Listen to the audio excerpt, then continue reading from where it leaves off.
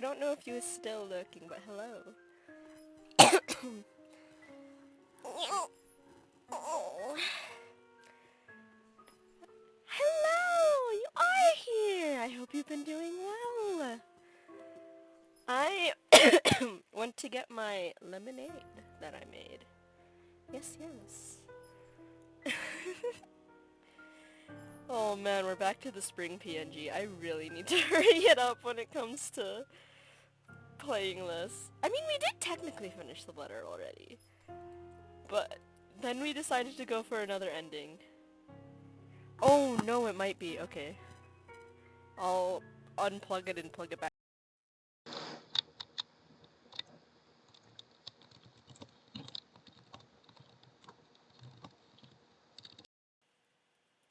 Hello?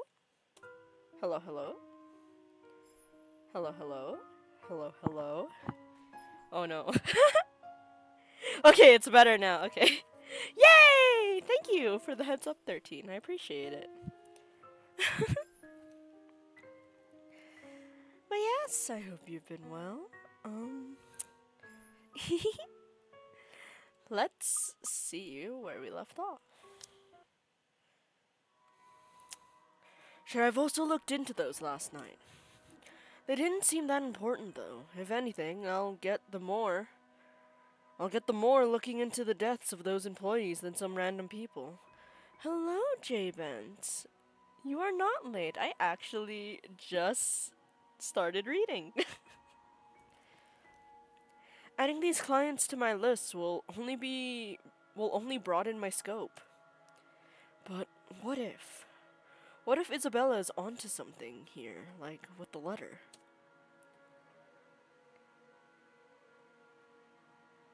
Oh, what?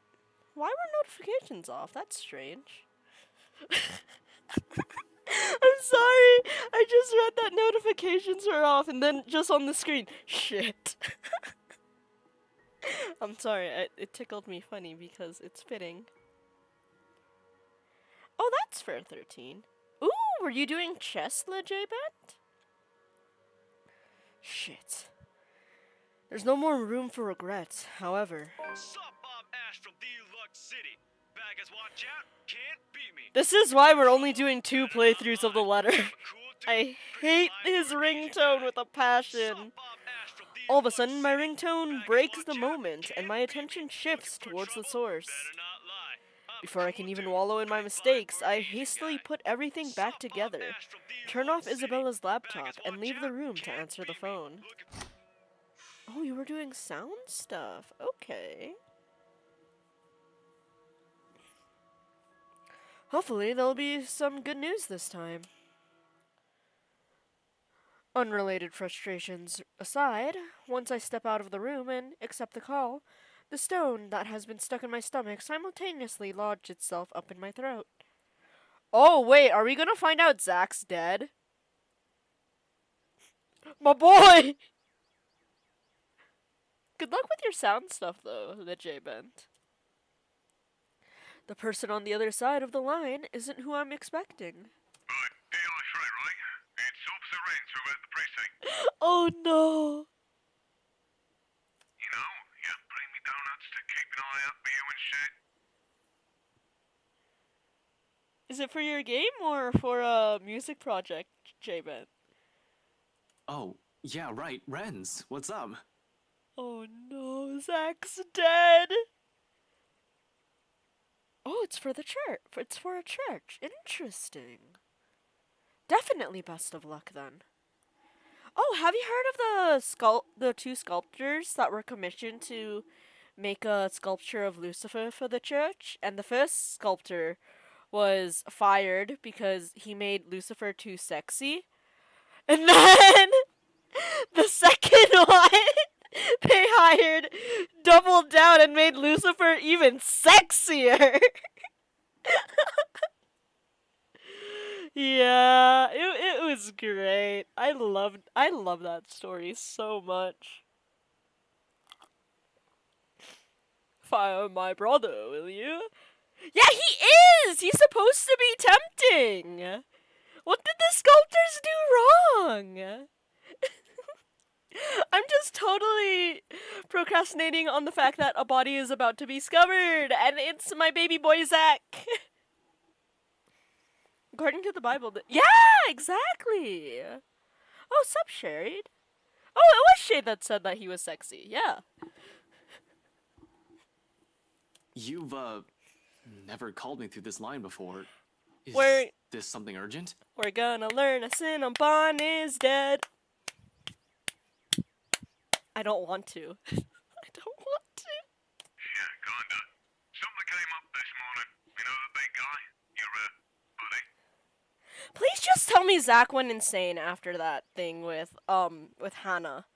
With Ghost Hannah, and that his eyes weren't gouged out like I fear. No, please. Ghost Hannah, please. Luke Benjamin saw drop by here a few days ago. Big guy. Around 6 feet tall. Not a lot of people realize this, but in the story of Adam and Eve, what do you think the fruit?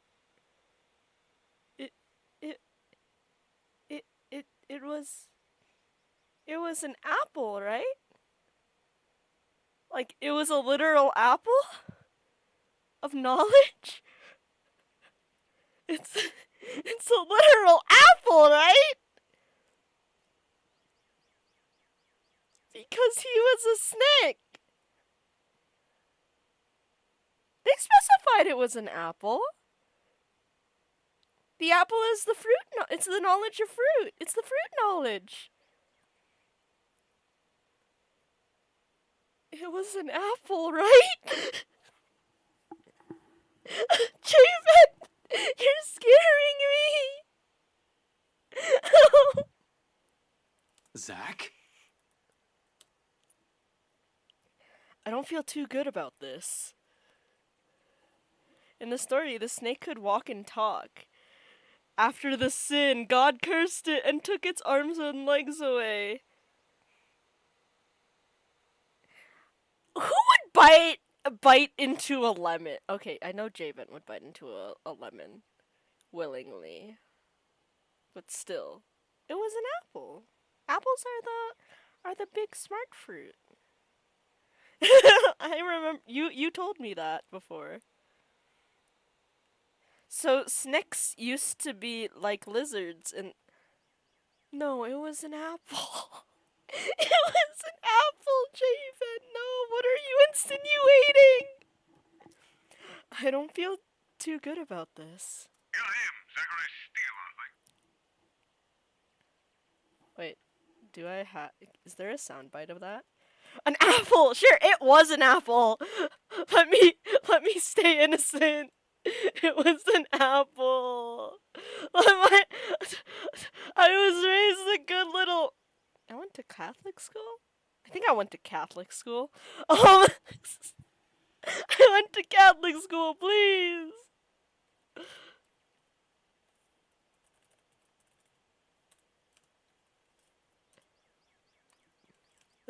Sound. I feel like we need this.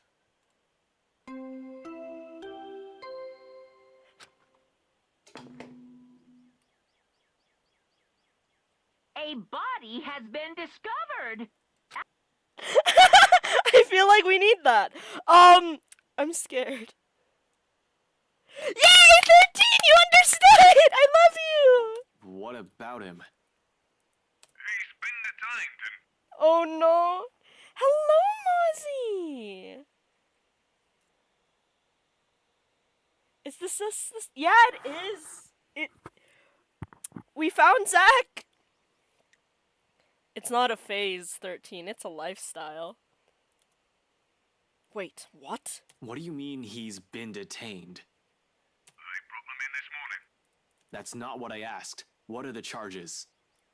I don't know. Not my division.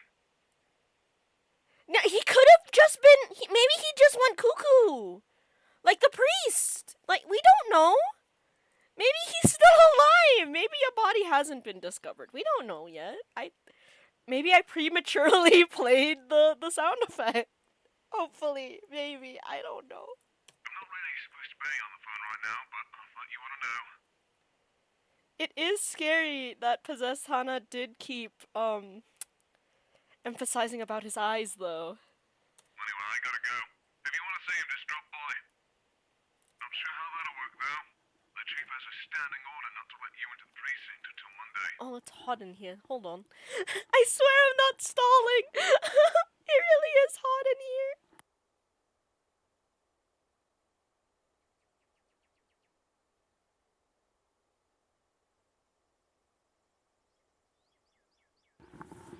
Wow.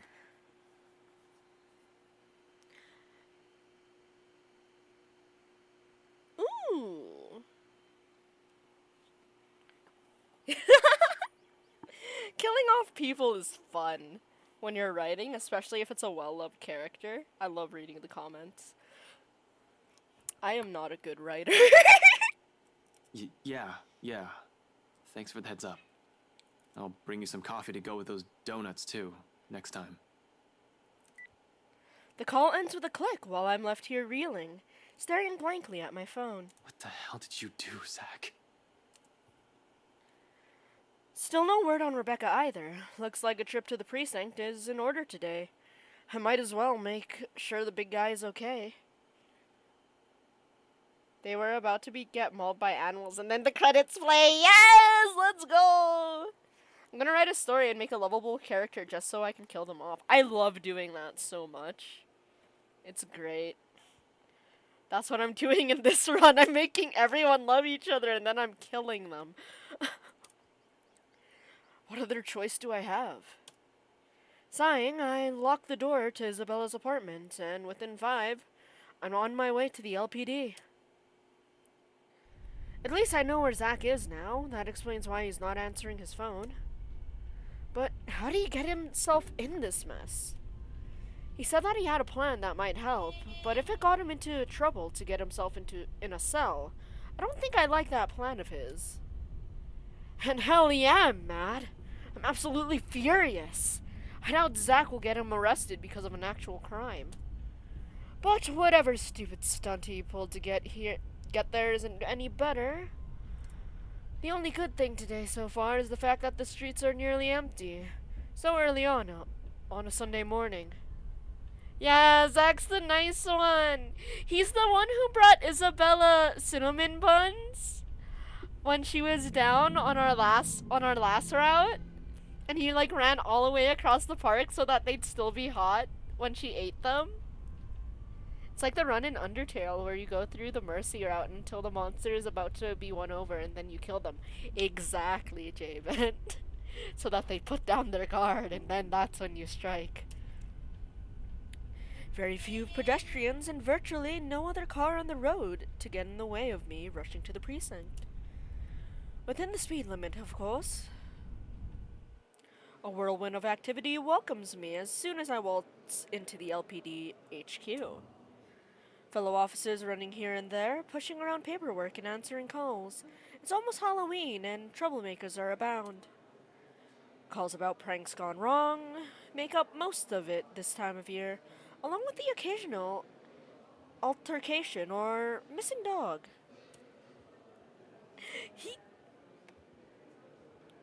Has he been here overnight yet? Maybe he hasn't been here overnight yet. Maybe he is still alive. Maybe he hasn't even seen Hannah. But if that's the case, then we would have seen him talk to Ashton in his chapter. Let's not think about it. Some of the other officers who work with me look up from their desks and wave, though none of them moves to stop me like I'm expecting. Standing order, my ass. It probably didn't last the whole day. Although, I'd like to have a chat with them sooner or later, about official matters. I'm not here for them right now.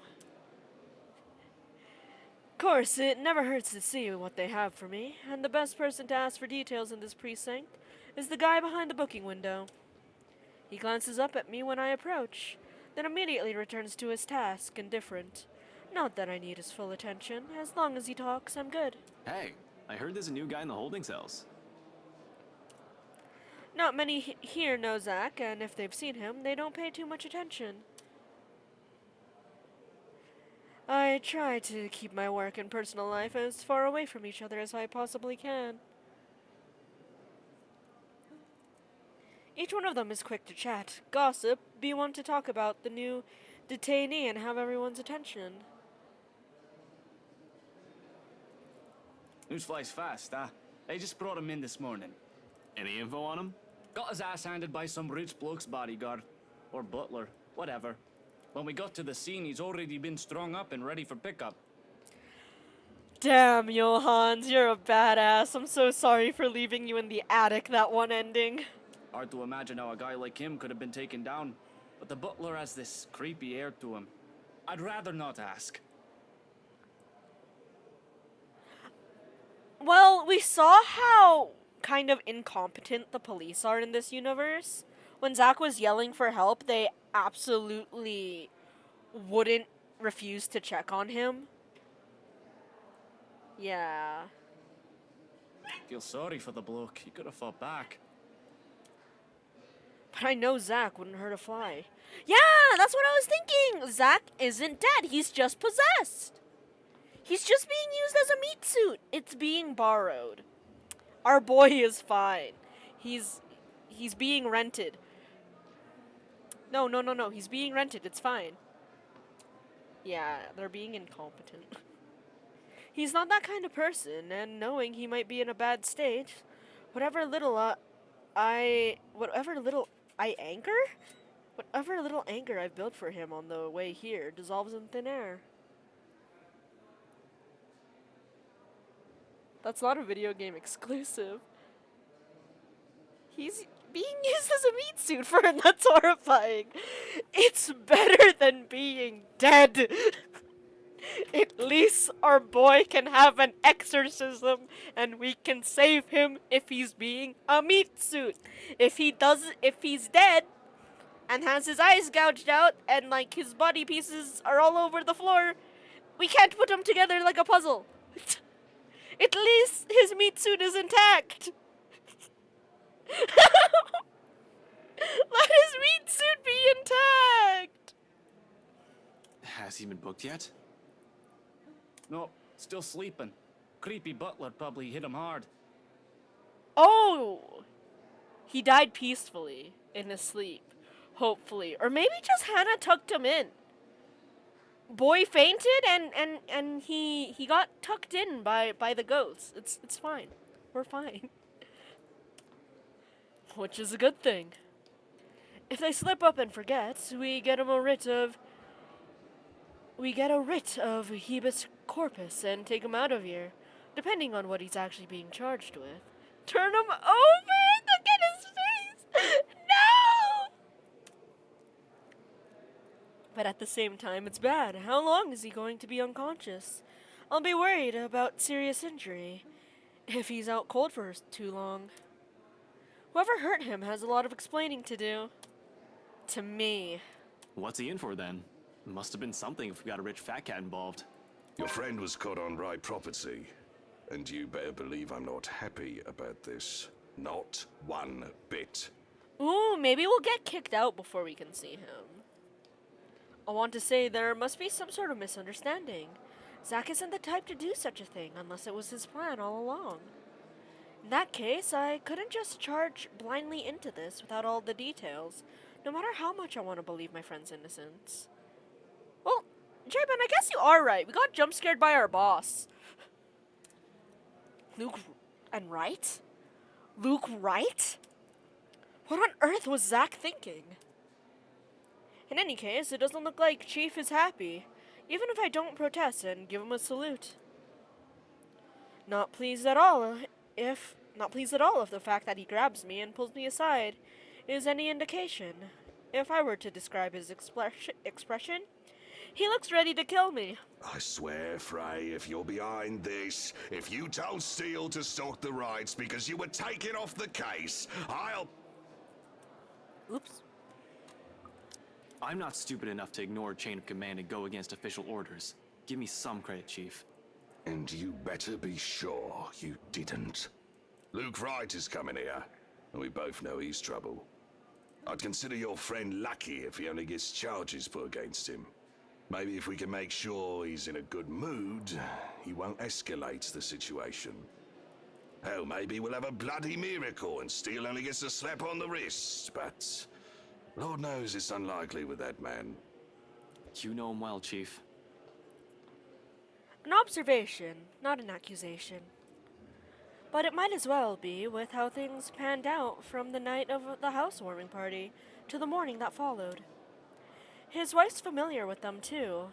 Who's to say that friendship hasn't colored the investigation into Luke Wright? I don't want to accuse my superior, but damn it, he makes it difficult. Of course I'd too, shouldn't you? You've been looking into the guy for so long.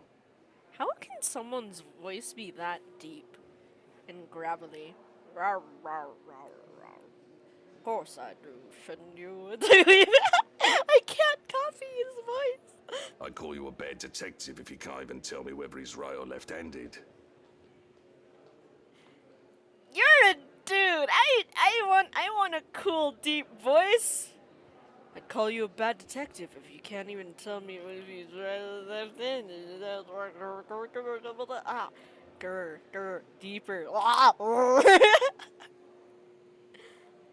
There is surgery, but I don't want it to be permanent. I just want to have a bigger vocal range, you know. I don't want to stay in the high pitch zone forever. I want to go really deep too. Deep voice or die. No. That's an easy one. He's left-handed, but he's been taught to use his right. So he's ambidextrous. You can tell when he picks something up with his left hand, but when he realizes that, he moves it to the right. Well, at least I don't have to question your ability. I want to be like that singer, Nick Pichatra or something, who can confuse people whether he's a girl or a boy with his singing.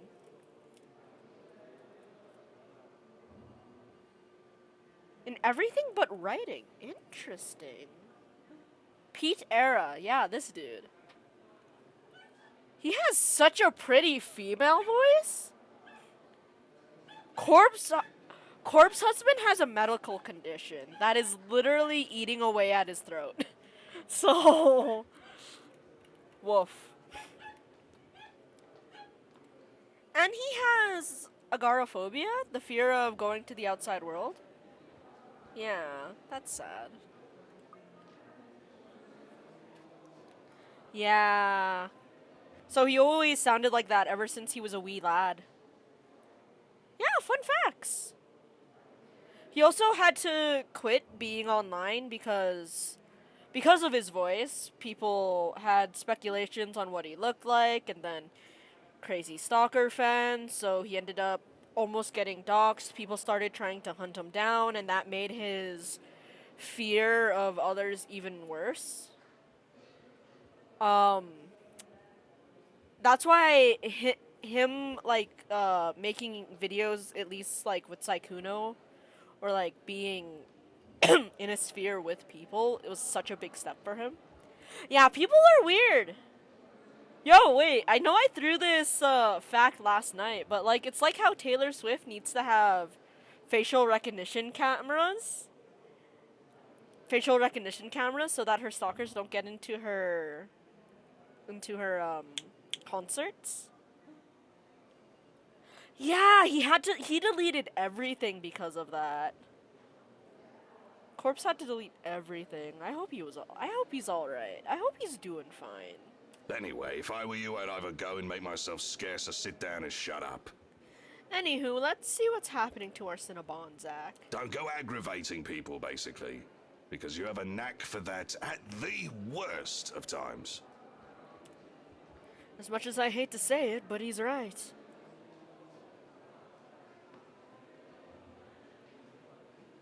That's fair. Ooh, who's Gloom 13? It's better to keep my mouth shut and not make things worse for Zach. There's not much to do now, but hope for the best. They don't call for an investigation when it comes to petty felonies. Worst case scenario, he's looking at a fine worth £5,000 and 6 months in jail. Best case scenario, we get the charges bumped down to trespassing, a misdemeanor and juvenile offense, and he'll be given probation and will be charged for restitution.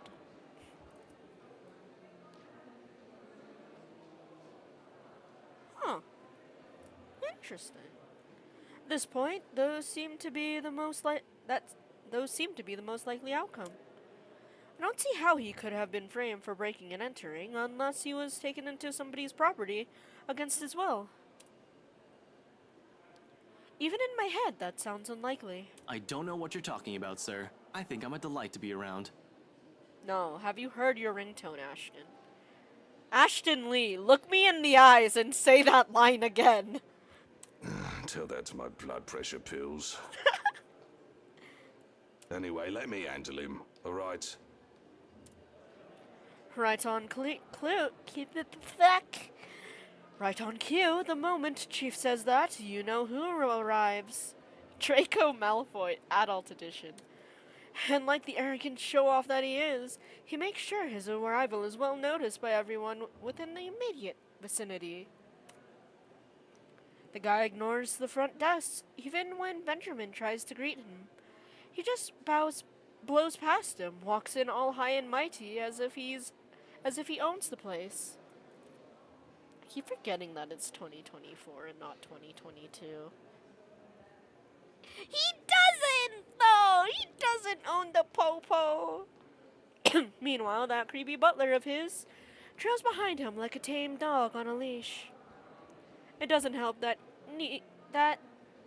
doesn't help either that the officers stop whatever it is they're doing and stare.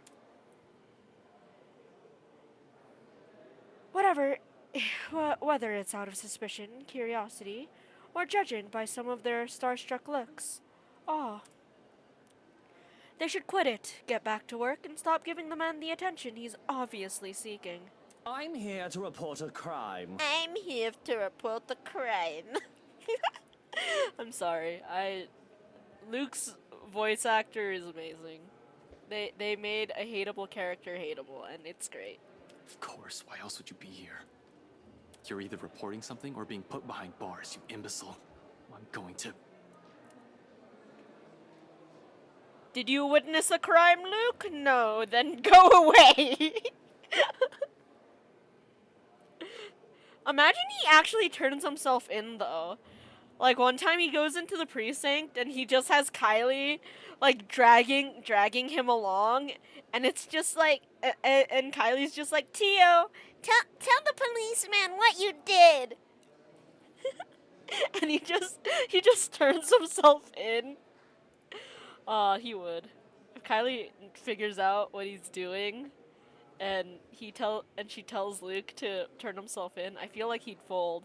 I feel like he'd do it. Calm down, Ashton. No need to rile myself up. I need to calm down.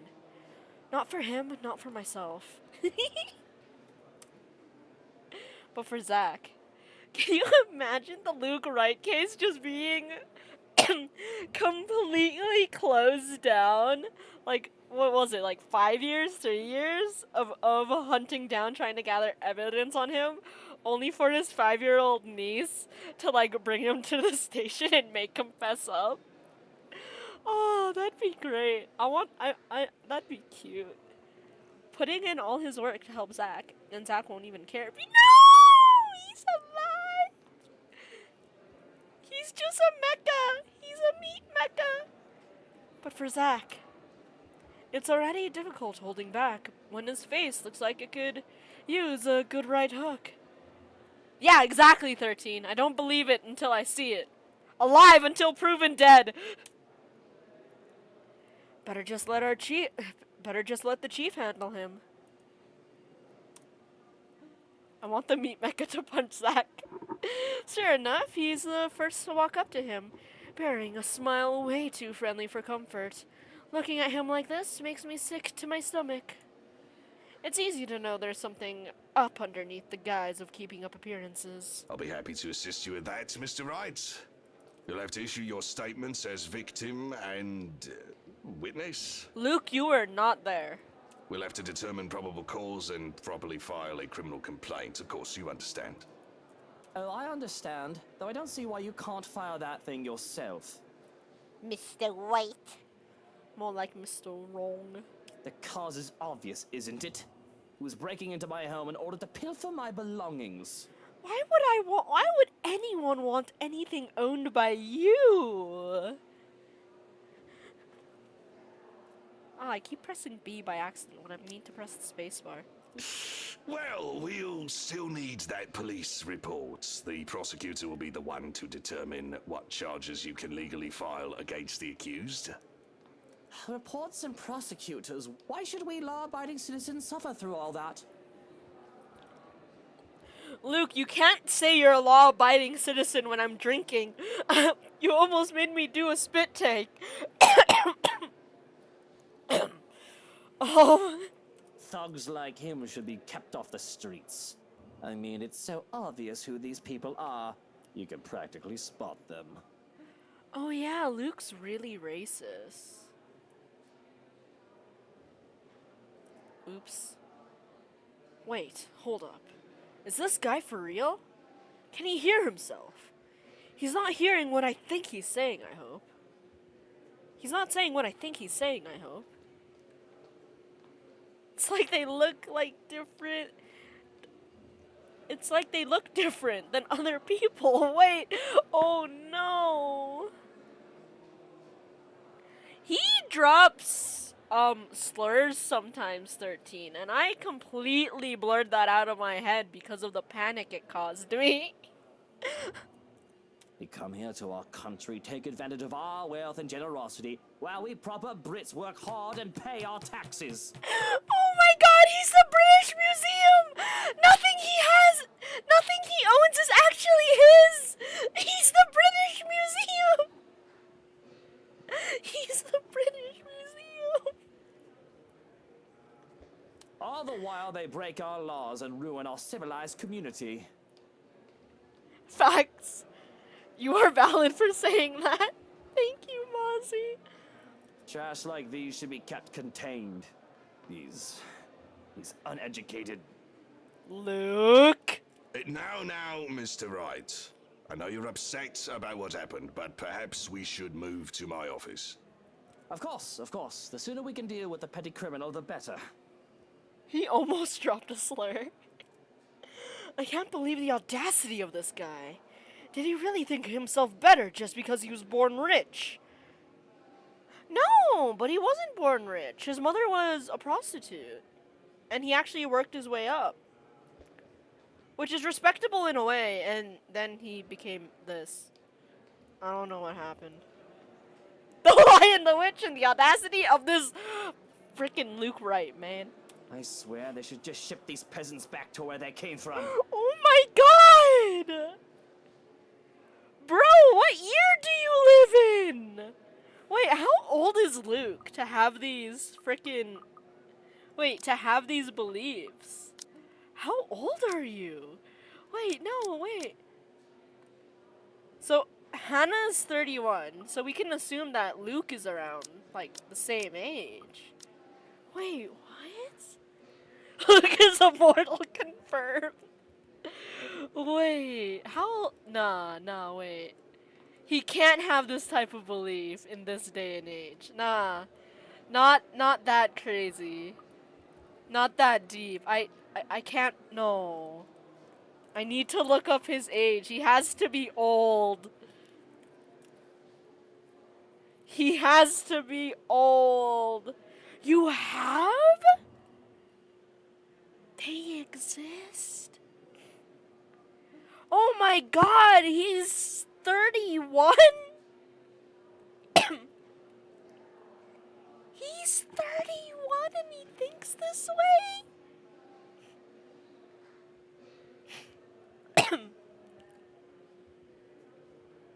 What?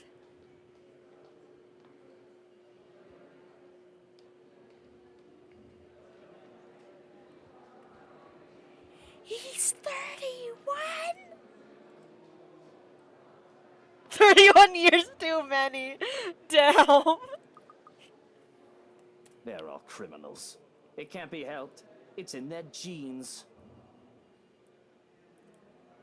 Despite myself, in spite of every restraint I've placed on me. Upon hearing those words, I can't help but open my mouth. Chief's warning be damned. Go, Ashton Lee! Smack him! Smack him! Smack him, Lee! Smack him! Rush him! Rush him! I'm saving. We're rushing him. I don't care if it takes down our relationship. We're rushing him. Wait, it didn't affect our relationship. Let's go. Nobody will blame me if I ruin his pretty face, right? Not with all the shit he's said. Nothing would be more satisfying than to see his smug face all battered and bruised. Nearly every fiber of my being is just itching to beat some sense and decency into him. 2 other officers put a hand on my shoulder to stop me from doing something I'll probably regret. Inspector Abigail and Officer Carl. Abigail, Carl, come on, please. Please. Let Lee at him. Let Lee at him. Let Ash at him. Go. Go. Come on. Don't do it, man. Listen, we all know he's a big shot. Landing a good right hook is only going to do just that. Land a good right hook. But can you imagine the sound it would make? It would be beautiful. Yes! Help us out! But it isn't going to save your friend, and you won't be doing yourself any favors. But he also has Johans. Johans is kind of OP. If you want him beaten and humiliated, it's got to be in court. Ooh, Carl has a point. I don't know. I'd love to see Moneybags over there get wailed on by Karate Kid. My bet is on that giant with the glasses, though. Then Abigail, you're promoting this. Why are you holding him back? Abigail, let the man go. Or are you collecting bets? Well, you're not helping. But you don't want assault charges on you, do you? It's not an assault charge if it's not a man, officer. I don't, but it'd be worth it. Fair. Really, it's like I can't even hear myself right now. I've grown so far as a detective, but as I stand here, I'm that rookie detective, reckless in my pursuit of justice all over again. Nah, this isn't reckless, this is justified. I needed to search his face! Yeah, people have like hidden compartments in their teeth nowadays. We need to take those suckers out. And I just happen to have a few fists on me. It's fine. This is complete protocol, I swear. But I shouldn't be. Not if a mistake on my part might cost Zach's life. I don't doubt it'll be satisfying, but Carl is right. He's not worth your badge or the trouble. Trust me. There could be drugs in his nasal cavity. I need to check. Exactly. Whatever. Just let go, will ya? Okay, I'm actually genuinely curious what happens if we yell at him. Since we're not allowed to smack him. But free speech, right? They have free speech in Britain land. Let's They're scream all at him. criminals, it's in their genes. Verbal assault. Nah. If Luke if Luke plays that card, he's gonna be called Karen Wright. Come here and say that to my face, you bastard! I realized my mistake only after the words have tumbled out of my mouth. True, I shouldn't have put myself out on the spotlight like that. But this guy, this fucking guy. Oh, and who is this loud young man? Hey yo, we didn't get pulled aside. We're allowed. We're allowed to talk. Let's go. Should have kept my mouth shut. He glances at me like I'm a flea, a pest. But it's more disgusting how everyone here can't even see how rotten he is. Frey, stand down! Yeah, he's just talking to him like he's a dog. Nah, let's go. I'm so sorry, Mr. Wright. Luke, you have to excuse him. He's under a lot of stress. Just got removed from a case and the man is an acquaintance, you see. I can't believe you're all just listening to his shit. But I'm not taking any of my words back, even if he is because he is an utter bastard. From the way he stares at everyone in this room to what he has done to Zack, it all reeks of the rot that is Luke fucking Wright. Even after so many years, nothing has changed. He's still the same slimeball who does everything he gets to get what he wants. Why does Luke look like he's enjoying that we're speaking slurs like that we're yelling at him? I don't like that. That gives me the ick. Does he have a degradation king? Does he like being insulted? Cause he looks happy. To be fair, Zack is he did kind of break in. I'm sorry, 13, but okay. What I've noticed is every time we yell at Luke, he gets happy and smug about it. Every time, yeah, it's why he liked Becca. If every time we hit him physically, then that's when he gets mad. I think we can only beat the man up. I think we can only beat the man up. Insulting him only makes him more powerful. Oh no! I think I made him happy. The thief is a friend of a cop? Now that is the start of a joke if I've ever heard one. A thief and a cop walk into a bar. You let him until it goes full circle. Oh no. He's not a thief! Oh. And yet we found him trespassing on my property. There are eyewitnesses, and his grubby prints are probably all over my pristine walls as he was breaking in. I will say, out of all the VAs, I hate to say it, but Ashton's is one of the weakest I've noticed so far. Face the facts, little policeman. You've made the wrong sorts of friends. I want to beat him. That's why I said we should rush him first. He's not a criminal! And that is the truth. But with the way everyone is looking at me right now. Yeah, Zack was really good, and I'd argue because we hate Luke so much, that also makes him really, really good. Possessed Hana is also really good because she makes me uncomfortable. Yeah. And that is the truth, but with the way everyone is looking at me right now. This must have been how Isabella felt when we didn't believe her about the letter. Just the thought of that leaves a bitter taste in my mouth. Calm yourself, Frey. Unless you want me to throw you in a cell myself. If you're throwing Luke in a cell, can we be cellmates so I can beat him? I understand you're upset that your friend is locked up, but the law is the law. And don't you worry, I won't be pressing charges against you. I don't know what charge, but I'm sure I can think of something if I need to. Javen, don't give him ideas about the verbal assault charge! He doesn't know! His brain is too small!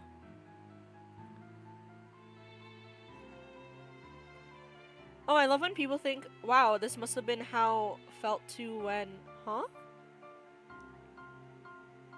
Oh, by the way, I'm still working on the game. Just didn't have much time lately, and there are so many bugs. Fair, Javen. And it's not bugs, they're called features. Unplanned features. Do put a leash on your people, Chief Inspector. He might hurt himself. Being that angry can't be that good for his health. I'm livid. Fists clenched and jaw tight, I'm ready to just sock the guy good and make do on that promise of a right hook. My frustration about it all must have shown, because now do I realize the other officers have also jumped in to hold me back all this time. They don't even let go of me, not until Wright and the Chief are out of my sight. Damn. Now we're going to the we punched him. we punched him route. Yeah. Yeah, not being able to play is a feature. Speaking of, Don't Scream got updated with new locations and stuff, and I can't open it anymore ever since the update. It's so disappointing. Their hand on my shoulder stays, if anything, their grip on me tightens. In the end, It's the look that the chief throws my way that makes me falter. They don't even let go of me, not until Wright and the chief are out of my sight. Same, 13. And it's awkward, going on from there. The precinct is quiet, though the usual hustle and bustle of activity stayed. Yeah, we don't get to hit him. We get held back either way.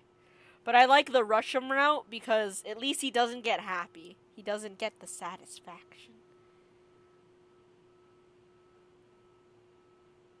Maybe, J-Ben. But I currently can't open my game since I updated it. I wonder if you can. Everyone is making a concerted effort to shut their mouths about the whole scene. Good luck, my dude. I wish they made the same effort to keep themselves from staring at me, though. They all want to talk about what just happened. But at the same time, they don't want to acknowledge that it did happen and refuse to make eye contact with me. I don't give any of them the chance to talk to me about it anyways, only leaving a stern order with the nearest officer. Look out for Zach while he's locked up, will you? That's it. I have no further business here. I have no case, no assignment, and I sure as hell am not going to stick around to see what the chief has for my bad behavior. Winding myself down, I march out of this place as quickly as possible before anything else happens. Though before I can make it out and return to my car, my phone rings. At a quick glance at the caller ID, shows Rebecca's name blinking on the screen. Oh! Oh! Wait! I just realized. Okay, yeah, Zach is still alive because this isn't the night that Hannah talked to him yet. Zach dies tonight. Right now, it's Becca's turn to die. And I think this is the call. Pretty fly for an Asian guy. Okay. I want to point something out about Ashton. You need to manually switch all your ringtones to that. He went to all of his contacts and changed it to that ringtone. Ashton, I don't like Ashton. He's stinky. Without wasting any time, I answer the call. However, the tone she assumes isn't what I'm hoping to hear. Oh no. Becca? This one hurts more because it's the confession. Hey, did I wake you up? J-Ben, I swear, if you make, like, a parody of Ashton's ringtone as your own, you know what, bro? I actually applaud you, but at the same time, no. Don't. Ragged, a bit out of breath, there's a tinge of urgency in it. Listening to her from my side of the line makes it seem like she has just run a marathon prior to this call. No, I left you a voicemail, so I thought... Where are you? Ash, do you remember that one time? The question catches me off, to say the least. Where is she going with this? The... what? Back in secondary. We found a dog that one time, didn't we? I think his name was Coco. I think so? This one hits harder. This Becca death hits harder. Wait, that dog has a name? Why are you surprised a dog has a name? I think that comes with having an owner, Ash. I'm more surprised you remembered. I do remember picking up a dog sometime during secondary. I'm just not sure what's so remarkable about it. It's just a dog someone else owns. Not a memory I'd bother keeping and remembering the way she does, to be honest. Really, of all the things. Still, a laughter escapes me. Seriously, what brought this on? Are you planning to get one soon? Nothing. It's just the first thing I remembered. It was after that thing with Mandy, wasn't it? I thought you still don't like Mandy. You're acting weird today, Becca. Whatever. Listen, I need you to go home right away. I'm at Salem Well right now and... I'm sorry. This will be the last. What? Suddenly, her voice hitches, almost as if she's in tears, and it sends every alarm bell ringing in my head. For better or for worse, something more than wrong is happening on her end of the line. Regardless, I give her the focus she asks of me. I don't want to think that she is nearly pleading. She is nearly pleading for me to listen. I'd like to imagine that it isn't horror and deep underlying resignation that I hear in her voice. I'm transfixed. For what, exactly? Becca, what's gotten into you? I'm in love with you. I'd cry too if I realized I had feelings for Ashton. Huh? What are you going on about? Since that time in secondary. Since you stood in front of me and defended me. Since I made that promise to never leave. I've always truly loved you. Can this wait for a bit? Whatever her words mean or feelings may carry ceases to matter in this instant. They're all inconsequential when someone, Rebecca's life, might be in danger. This whole thing isn't just wrong. Wherever she is, something fucked up's going on. And I'm here listening to it right now, helpless. God damn it, Rebecca, where are you? A laughter, and then the line drops dead. I have to say, because I really like Rebecca's performance in that, and that's why I had to crack a joke, because I will actually cry. But yeah, I would cry if I too realized I had feelings for Ashton. Becca? Rebecca! Dread turns into terror, and the sudden pandemonium in the precinct comes rushing in all at once. Officers barking orders, the rapid tapping of foot against the floor, and people shouting for a dispatch. There's a split second where I'm torn between trying to figure out where Becca is and finding out what happened to inspire such chaos all of a sudden. A jumper. See, Luxembourg is peaceful as cities go. If there's any crime, it's usually low-key, in and out of the public eye as quickly as they come. Things are kept quiet and on a need-to-know basis, unless the media catches wind of a high-profile case, or if something really odd happens. Of course, there's gossip and people talk, but everybody minds their own business most of the time.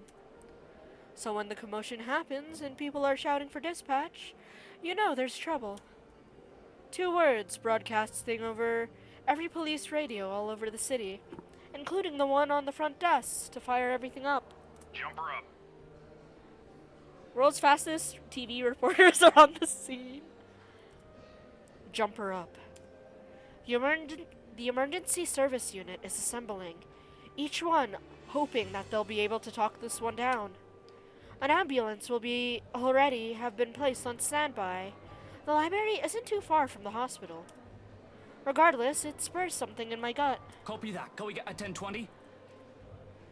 A cold, hard feeling tells me that I should be there. Jumper was spotted on the rooftop of the city library. Need dispatch immediately. I broke into a run. Oh, wait! Does Ashton actually get to see her jump? Don't judge her, J-Ben. She wasn't here for all the episodes. It's fine. The library isn't too far from the precinct. In cases like these, however, every minute counts, each second critical. A cold and cruel voice already whispers in my head. You're too late. I want to believe it isn't. I hope and I wish it isn't who I think it is. Because I don't want it to be someone who has been so useless. Because I don't want to be someone who has been so useless in that exact moment. Frozen. Useless by apprehension when I heard her speak. I knew something was odd, goddammit. She said she loved me! I don't want to think it might have been her final words I'm listening to. But the horrifying possibility of what I fear is real, drowns out everything else. You're too late. Anything and everything in front of me are mere obstacles in my way, and I run, jump, push everything aside as I try to make a beeline for my destination. I don't even have time to let go of mindless apologies, or to explain that there's an emergency to the bystanders I've shoved aside. But even with all that... Oh shit! We get a close-up! I'm too late. Jumper is down. I repeat, Jumper is down. We've got a 1046 to the library. Over. Copy that. Can we have identification of the body? We've got a bystander here who says he knows the woman, Rebecca Gales from the local high school. Yeah, I've noticed when you kill people off in this game, purposely and not by accident, they do close-ups. Becca. I'll recognize her anywhere, even from a mile away. And for once, this isn't a welcome fact. This is a very vicious ghost. Too clear, too vivid. Her broken body lies on the sidewalk in just one big bloody mess. Her hair fans out and stands out in stark contrast to the pavement, slick with blood and redder than it's ever been. The right side of her head has caved in from impact, and her right arm is twisted and mangled. And there are those words again, around her. Help me. Just like the letter. 10-4. Medical personnel are on their way. Resume securing the immediate area for investigation and cleanup. I'm wondering how the ghost wrote help me when she hit the ground. Like, that obviously cannot be, explained. Especially since that this was done in broad daylight. Gone. All available officers have been dispatched for crowd control. Over. He's gone. Wilco, over and out. And I wasn't able to do a damn thing about it. Oh no, what's Zach's CG gonna be like? Oh no. Shortly, officers moved to pull the bystanders away from the scene. People who have witnessed the fall, passerbys who just want to see what's interesting going on. Someone screaming, weeping, crying. But I can't do anything other than stare. I can't even bring myself to come closer. Only stand among the crowd as just another civilian. The world has come to a standstill. Numb is an understatement. No. I feel dead inside. Isabella's gone and Rebecca's... The weight of my own failures has never felt as palpable as it did right now. One by one, everything I'm hanging on to has slipped from my grasp right in front of me.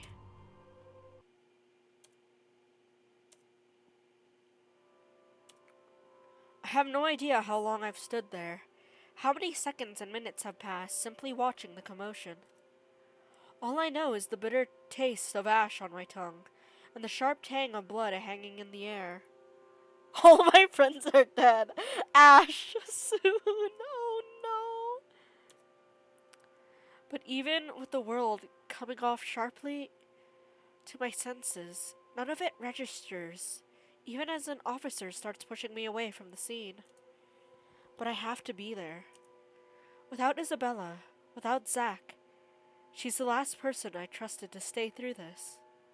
And yet, a simple show of my badge will get me through this scene. Struggling, I reach into my pocket for it, until somebody places a hand on my shoulder and pulls me back gently.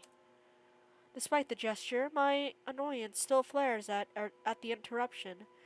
This person does not understand that I'm slowly losing everything. Everyone I've ever cared about. That's me. I am the cause of that, Ash. I'm sorry. However, before I can even tell the meddler to piss off, recognition sets in, stopping me short of snapping at Professor Clark. Oh, it's Papa! Ashton, why don't we take a walk? I really like his voice, too. His voice is nice to listen to. Professor? Rebecca, I need to see her. No, Ashton, you don't. Leave it to them. You don't need to see any more of that. He speaks in that firm and commanding tone that makes me feel like a college brat all over again. But it's that look in his eyes that makes me comply with his order, and quietly I follow. The professor really does have a way of making me feel like a child at the worst of times. The fact that he's pulling me away from a crime scene in front of my colleagues is humiliating at best, and a cause for concern at worst. At least I don't have to endure the agonizing and awkward silence, for as long as he leads me into the cafe across the street. On an ordinary Sunday, perhaps I would have a clear view of the library from here. But the more of the LPD tried to suppress the crowd and clear the area, the more they've gathered out of morbid curiosity. That did nothing to stop the image of Rebecca's bloody body popping into my head at the mere thought of her name. Excuse me, I am now cold, and I have a stuffy nose. Pardon me for a moment.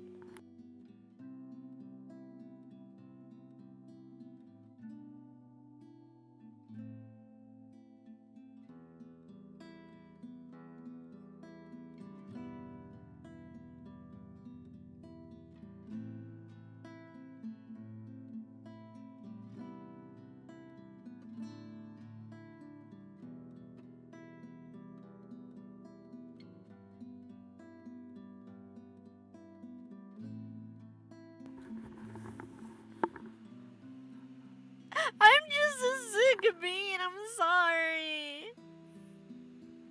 I'm sorry, 13. Pat, it'll be okay. Same, J-Ben, to be honest. Then you probably shouldn't watch this playthrough, 13, to be honest. You should stick with the first one. No one dies. Well, we killed Rebecca. No, J-Ben, don't say that. Not everyone is used to gore. And not everyone desensitizes themselves to gore. That did nothing to stop the image of Rebecca's bloody body popping into my head at the mere thought of her name. Burned into my mind, like the image of Isabella's torn up body.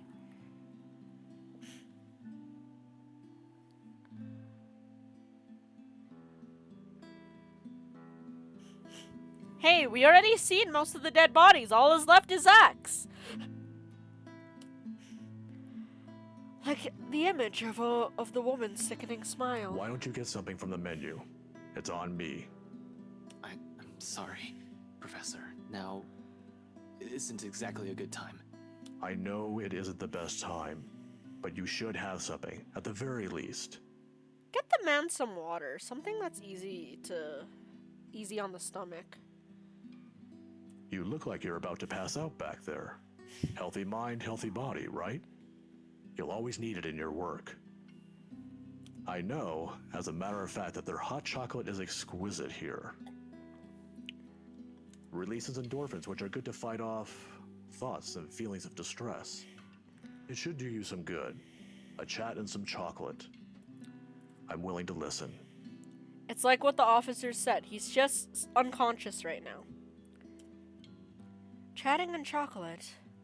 Unorthodox in the face of death. Why are you doing this, Professor? It's called comfort, Ashton. I know us Asians are not used to it, but he's comforting you. I don't mean to interrogate. He has done nothing to Thank you for the bit? What? I don't mean to interrogate. He has done nothing to deserve the brunt of my mood.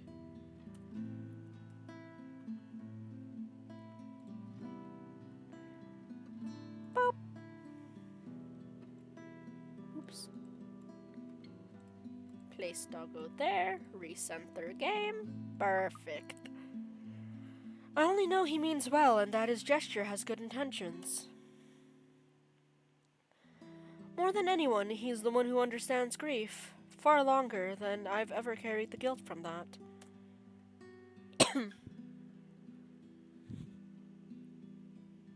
She's a little old lady. She's fine. So when she smiles, a wistful one, I already have my answer. In the end, we simply let the silence pass us, the sorrow to hang over us. He orders for me, but the food remains untouched. Also, Lucky watches horror movies with me. She's good.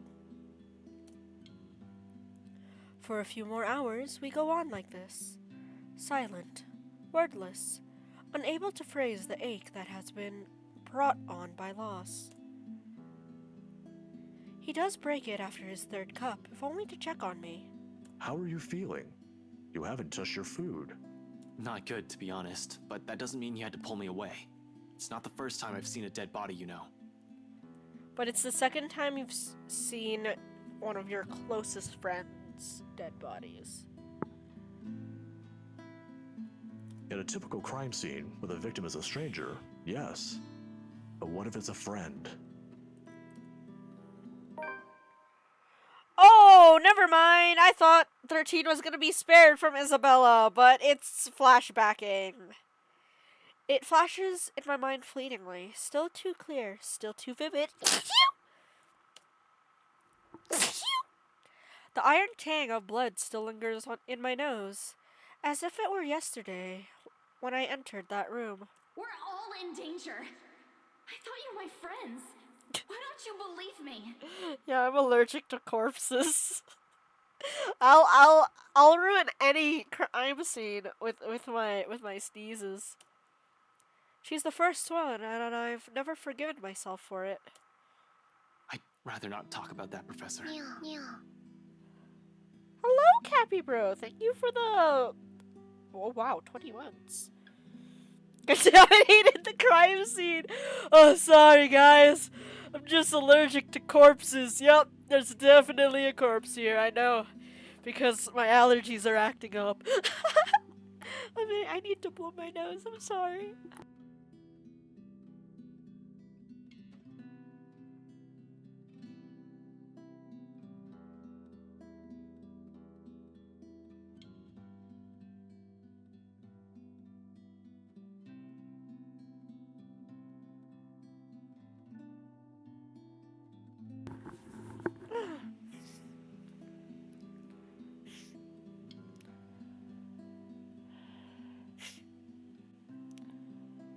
Effective way to find a corpse. Yeah, I'm like a sniffer dog, but instead of barking, I just sneeze and contaminate the evidence. Yeah, the insides are just outsides. It happens. I know you well enough, Ashton. You'll see that body, and you'll beat yourself up about it with what-ifs. Scold yourself about what you could have done to prevent it. I don't want you to blame yourself. Not when I know how awful that feeling is. It's not a healthy way to live. Don't make the same mistakes I did. Don't worry about it, 13. I know it's not my fault, but to an extent, it is, isn't it? I'm a police officer. I'm supposed to stop things like this. To serve and to protect. That's what I swore when I joined the police force. I've got a badge, months of training, and even a gun to do it. But even I can't protect my own friends. Isabella, Rebecca, Zach. Have I been any help to them at all? Besides, I should have kept a closer eye on them after what happened to Isabella. Why are you telling me this? I just want you to realize that it isn't your fault. It is not. You can't be everywhere. Just saying, another series that I'm eyeing up, Deathmark, also has beautiful macabre CGs, like the one that Isabella has, Marianne has, Rebecca has. And it's absolutely beautiful since that it's a mix of body horror and like all the coloring. So yeah, if that goes on sale, I'm gonna get demonetized on YouTube. That's a lie. I'm not even monetized on YouTube.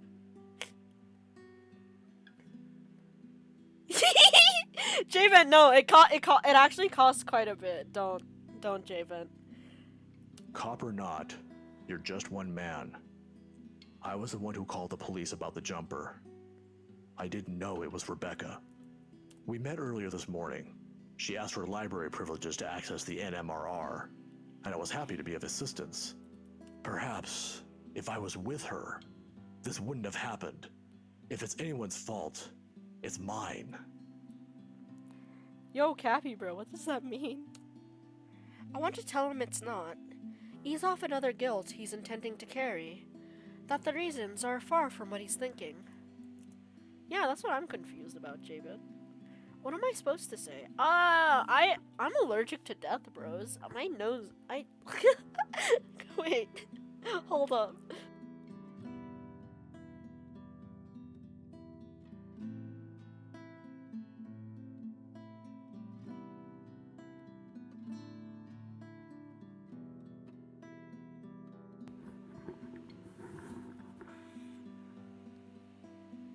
Oh, monetized in my heart? Thank you. Thank you, Cappy bro. But what am I supposed to say? I'm aware he enjoys looking into those stuff from an academic point of view. How do I explain, though, that Rebecca didn't commit suicide without sounding absolutely mental?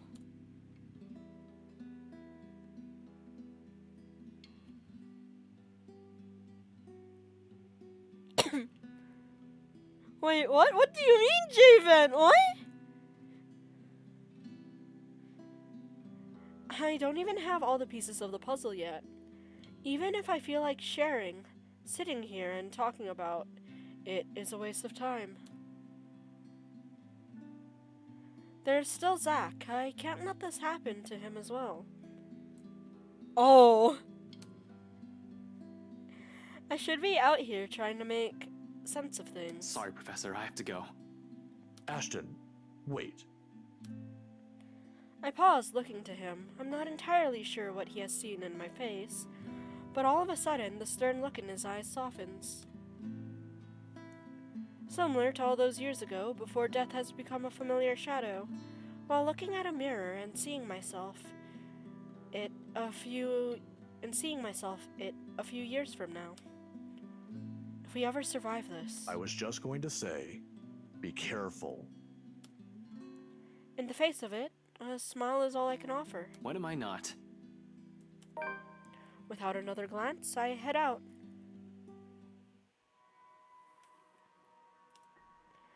Death notification is a task I avoid like the plague. Although I've known Rebecca since childhood, there are plenty of reasons why I shouldn't be the one breaking the bad news to her parents. One protocol states you're always supposed to do this in person. 2, protocol also states you're supposed to do this with a partner. And 3, I've never been good with words. But here I am, unceremoniously thrusted into the task, all because there's no other one. As expected, everything goes as well as my blunt mouth can take. Silent stream? Wait, can no one hear me? We can all hear Moldy. Concern. I hear. Moldy gave me a heart attack for a split second. Oh yeah, I didn't alert the Discord this time. Fair enough, Moldy. You got me there. Miss Gale's relentless sobs echo loudly through the receiver when I finish informing them, while all I can say before ending the call is an empty. I'm really sorry, Mrs. Gales.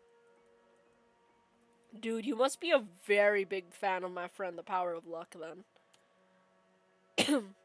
Before ending the call with a click, and heading back inside Isabella's apartment. Don't worry, Moldy, you just missed 2 really gory CGs. Her mom's voice still ring in my ears, even as I leave it all in the hallway behind me. Yeah, it is.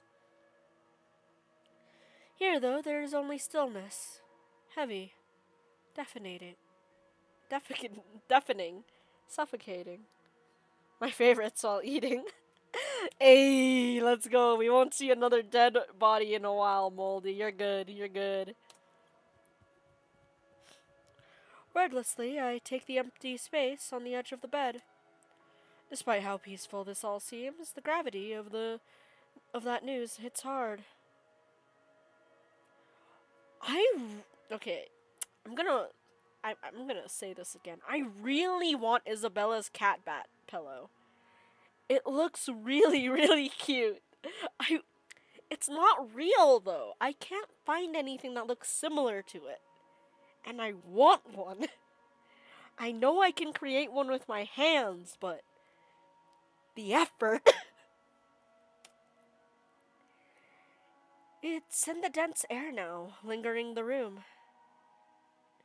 It's in the deafening silence left by the absence of this room's occupant. Nice, Moldy! Let's go! Most of all, it's in the heavy feeling that has made its home in the pit of my stomach. Do all 3 and so on. No, mine. Becca's the last person I need to account for. Damn it. Although Zach's in the holding cell right now, he's safe! He's safe. Where did it go wrong with her? Yeah, Ashton. He's safe. I've already lost Isabella. How could I make the same mistake again? Oh, sweetheart, you already made it. What do I do now? You should check on Zach. It's a question I've been dreading to ask myself, if only because I don't have the answer to it, uncertain as I am. How many more close calls do we have to go through, though? How many deaths do we have to witness? How long can we keep this up? According to my calculations, about 2 deaths. Maybe 3. Because we might kill Hannah, Luke. Zach is still on the table. Maybe you. So 4. We're bound to break at one point.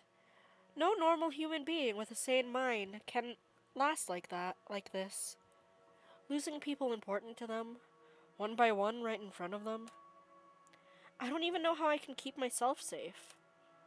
Quietly, I reach for the papers I brought me, shifting through the pages before laying them out on the table and getting down to business. All at once, everything we brushed off, carelessly ignored, and rudely dismissed have been laid out for close scrutiny. Zach's encounters with the woman and his dreams, Rebecca's close brushes with death every time she appears, the dread, the fear, the terror she brings out even in the bravest of us. Everything.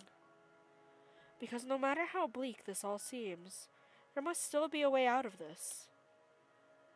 There has to be. Logic be damned. Or at least that's what I would like to believe. Yet even as the cold morning light shifts to the warm hues of late afternoon, and eventually night, none of this still makes a fucking damn sense. Oh, Pals and Head Mills? I am so sorry for butchering your name. But yeah, pleasure to meet you. And welcome to the stream, and thank you for the follow. My deepest apologies. Oh, I didn't get the follow alert. Strange. Pau de Mal. Ah, noted. I hope I got it right that time. Yes, even the cold morning light shifts to warm hues of late afternoon, and eventually night. None of this makes a fucking damn sense. Yay! I'm glad. How are you? I hope you're doing well. Darkness has fallen, but I'm still nowhere near figuring things out. If anything, I'm more at a loss than we've ever been before I even started this. The next thing I know, frustration rears its ugly head, and the sheets of paper I've been holding smacks the table harder than I've intended. The sound of it echoes loudly in the small room, and I simply fall silent. Along with it is a release of another long-held breath. Perhaps the 100th since this morning. I'm not getting anywhere useful with this. I'm also missing a lot of things here. There's still a gap, a huge one. Somehow, even with this information in hand, it feels like there's something I'm overlooking. Oh, that's okay. My deepest apologies. But yeah, welcome.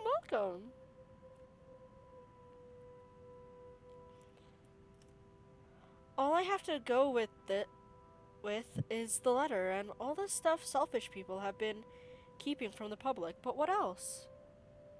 Yeah, you do type English very well. Where this all started? The Ermengarde mansion? Will bringing the letter back there fix everything? Fuck. How do I... The mansion's a private property now. Can't just waltz in there. I'd rather die before I even think of begging Wright to let me in and investigate the place. After what he did to Zack? Not gonna happen. Over my dead body. One thing's very clear after these 2 days, however. We're not safe anywhere, and I have to act fast if I want to keep Zack alive. We can't keep running away. Oh. Interesting.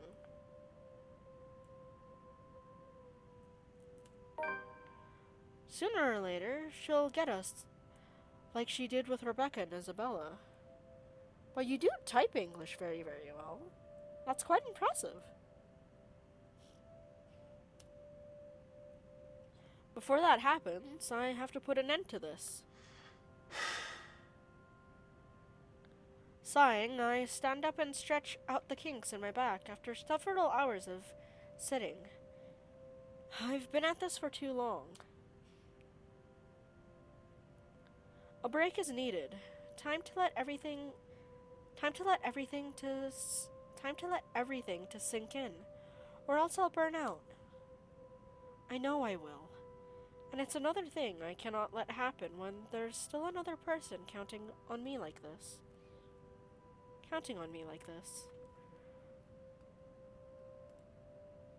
Oh, that's not a dog. That's me. Poof.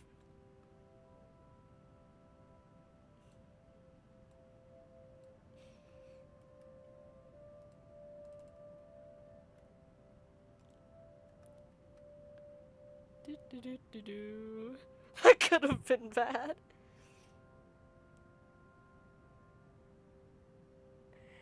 It's really well written. Hey, it was my PNG. It was my PNG, J-Vent. I'm fine. I have a cat design planned out, not a dog design. I can be a dog. I know I will, and it's another thing I cannot let happen when there's another person counting on me like this. Maybe I should check in on Zach. Yeah, sadly I can't speak or understand Portuguese or Russian as well. Ah, your Portuguese is 100 times better than your English. That's fair.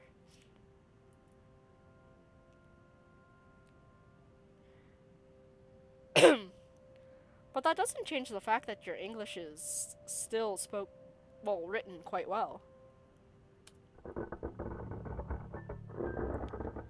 The rest of it never makes it out of my mouth, as something heavy and grating sounds from the far end of the room. A harsh booming noise rendering through my eardrums. All at once, I'm on my feet, while I quickly palm for my gun on the table. However, before I can pull it up and remove the safety, the whole racket stops. Stillness descends in the room, and amidst the sudden hush, I sweep an anxious glance around the room. So much for a break. There's no time for a pause now. Quickly, I gather up the documents I've been reading though. But before I can even finish, another noise ups the tension, already gripping the place. Suddenly, the lights go out, and the wardrobe at the end of the room rattles, as if someone begs for freedom. Cautiously, eyes glued to it, I take a step forward and release the lock from my gun. I'm no trigger-happy person. I'm not even sure if this will work on a ghost. Nope, I read J-Ben's comment first. We're opening it, 13. But right now, its smooth surface against my palm, with the trigger on my finger, provides the closest thing I have to relief as I approach the closet. Who's there? No answer, and the ruckus simply continues. In 2 deep breaths, I have crossed the room and stood in front of the closet. Whatever's inside has yet to stop thrashing. Instead, it is now moved to banging at the door, louder and louder the longer I dally. Another shallow intake of breath. A glance at the door, my only exit. An exhale. Something creaks. Then, in the next moment, I'm grasping at the handles and swinging the doors wide open to reveal nothing. Right away, I part the clothes hanging on it, and still none. No ghost. No woman. Not a single trace of whoever's inside. Confused, I glance back around the room, a frown on my face. This is a friendly reminder of, look at Isabella's bed and how the bed frame is. The noise has finally stopped, but I'm quite sure it isn't my imagination.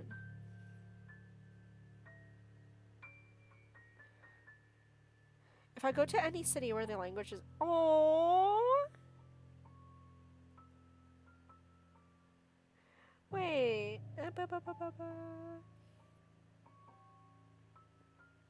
Peldamel, at least you're trying though. That's the most important part.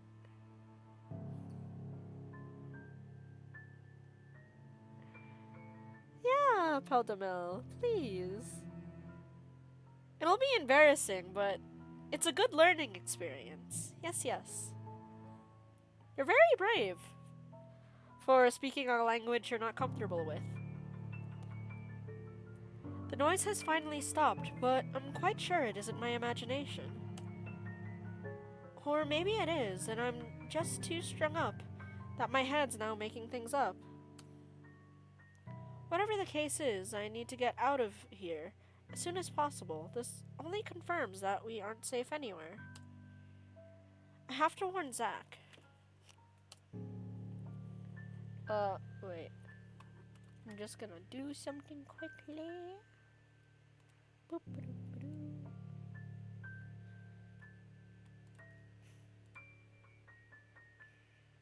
Do-do-do-do-do.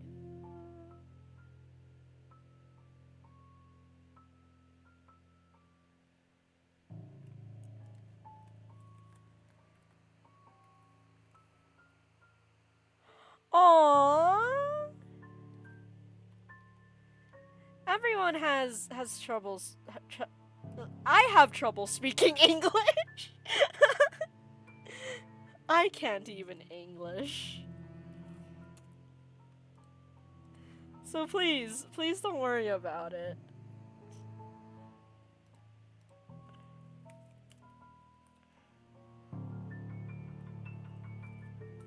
Ah.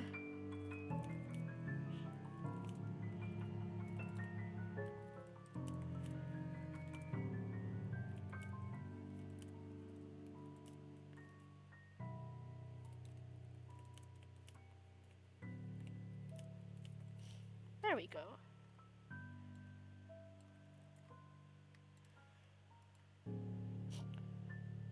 Oh. Huh? That's not. I wouldn't say that's sad. It just simply means that you were born in a different country. There's nothing wrong with that. But yeah.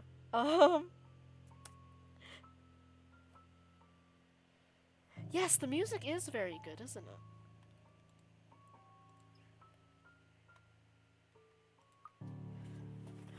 Without bothering to close it, I move back, ready to leave.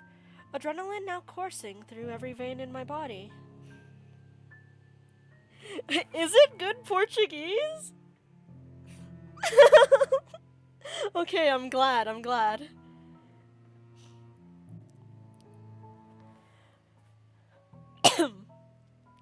I was really scared sending that message. Without bothering to close it, I move back, ready to leave. Adrenaline now coursing through every vein in my body. In the next second, I'm grabbing the papers off the table. And you don't need to use the translator, I understand you. What? I'm sorry. I want... That's fair.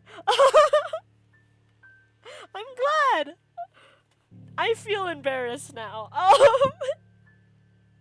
But yeah, okay, thank you. I appreciate it.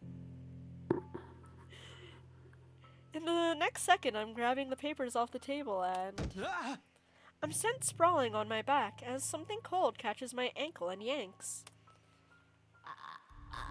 The resulting fall knocks the wind out of me. Pain racks my whole spine and the back of my head as it collides against the floor, with force enough to dislodge my own brain from my skull. A moment lasts before stars fade from my vision, and then I sense it. Cold tendrils twisting around my ankles, the smell of vile rot assaulting my nose. At least give us a hug first. She's hugging our ankle. Some words I don't understand, but I try to understand. That's good, though. This is actually really good practice. I'm proud of you. You're very brave for doing this. Nauseating, sickening, a foul smell draining every feeling in my body. The moment her horrid laughter, still as unpleasant and vicious as the last time I've heard it, reaches my ears, my eyes snap open. Perhaps it's just inexperience. Or maybe my mind's still attempting to comprehend this. Regardless, the minute my eyes land on her, the whole of my body freezes. The gun in my hand turns useless as my grip on it slackens. It's in a manner her gaze bores on me, I'll say. The look of utter hatred and malice. I've seen it loads of times. Kick her in the face. Paranormal boot. Hacha!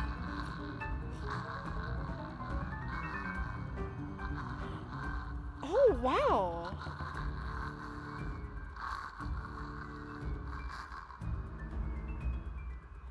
Pau de Demes?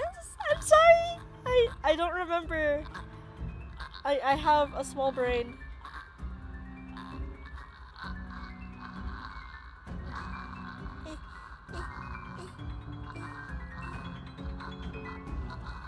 Yeah, there are very small pupils.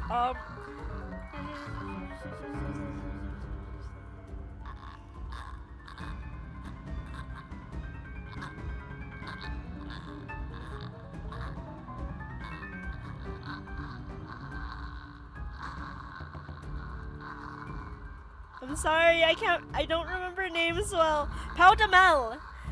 Pau de Mel, it's okay. Fred, can you make the image go away? Ah, I'm sorry.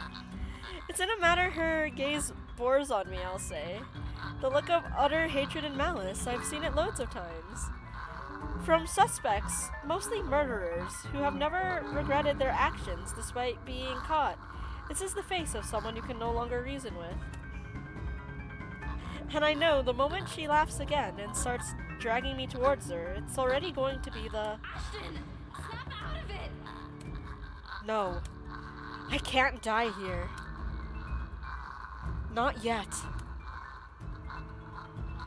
The haze fades from my mind and instinct kicks in then and there. Let go, you! One powerful tug, I yank my foot out of her grip and scramble back to my feet, ignoring the piercing wails as she fills the room with. Within the span of a second, I'm gunning for the door. Into the hallway. Down the flight of steps. And right inside my car.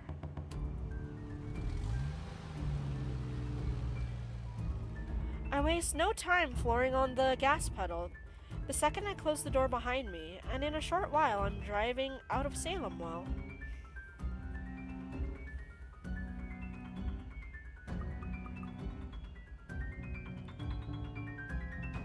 But yeah, Paul Damel, please don't worry about that.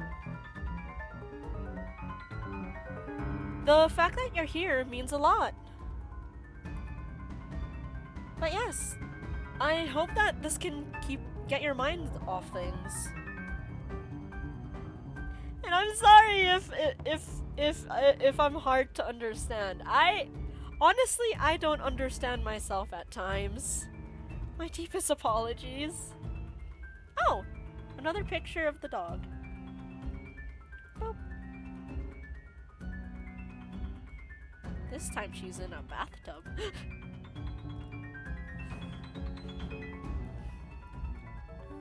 I waste no time flooring on the gas pedal the second I close the door behind me, and in a short while I'm driving out of Salem Well. I don't even entertain the thought of winding down just yet. Yeah, because she's in the bathtub. Lucky doesn't like the bath. Shade, I'm Canadian. Shade, we're Canadian. Even as the last of the woman's painful cries fade into the night.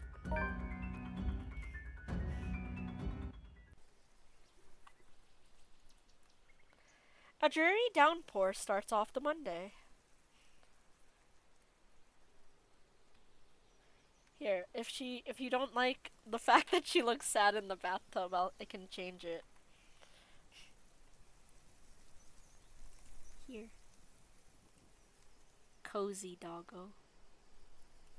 With her blankie she got for her birthday. Oh wait, no, she got that for Christmas.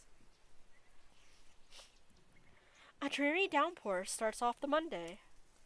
Although it doesn't last for more than an hour, the dark clouds lift just after the sun peeks over the horizon. Brief as it is, the rain has significantly dampened the park's usual cheery vibe. Mornings like this often mark the start of another bad week. It is a hood puppy! She has a hood! An arrest gone wrong. Another investigation leading to a dead end. Or some truly fucked up shit being called in. Like that one time I was dispatched to a scene where a guy gouged out his own eyeball out and almost ate it. Was a few chews away from swallowing it. In fact, I lost my dinner that day. Fun times. Of course, I doubt anything can top getting cursed by a damn chain letter of all things. This is the sort of stupid thing people pass along as a prank through emails and text messages, for fuck's sake. A ghost chasing after you just puts the icing on that cake. So far, all we've done is run, snoop about, read stuff, and run again. It frustrates me to no end how I'm still no closer to an answer. Even my car reflects the state of my mind is in. The main character talks something gross. Oh no! Wait, deadly premonition. The main character talks about something gross like that to fellow officers. I'm gonna be kind enough not to share, unless you want me to. 13, cover your eyes! I wish for Mozzie to share. Maybe cover your ears too, because I might instinctively read it out loud. Scattered all over the place, spilling from the passenger side and into the back seat, making an entire mess of what little space there is. Not that I'm any better.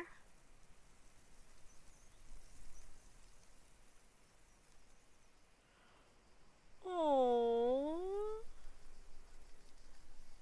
Pau Demel, I'm so sorry to hear that. You don't deserve that. I hope that things get better for you as well. I'm sure that brighter days will come ahead. Yes, yes.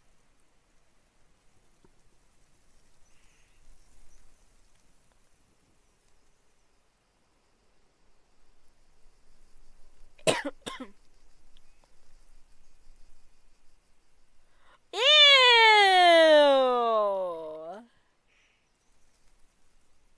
Yeah, that was pretty tame until the second bit, Mozzie. Okay, that's fair. Not that I'm any better. My last shower was 24 hours ago. I haven't slept at all, and my last meal was a slice of cold pizza I bought from the convenience store the night I broke into BRC. No, J-Ben, don't say it's multi-use. The way I am now, I'll definitely get a scolding.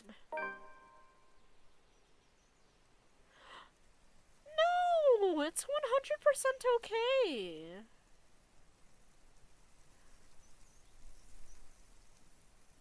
Sometimes you just need to talk about what's going on through life, and that's okay.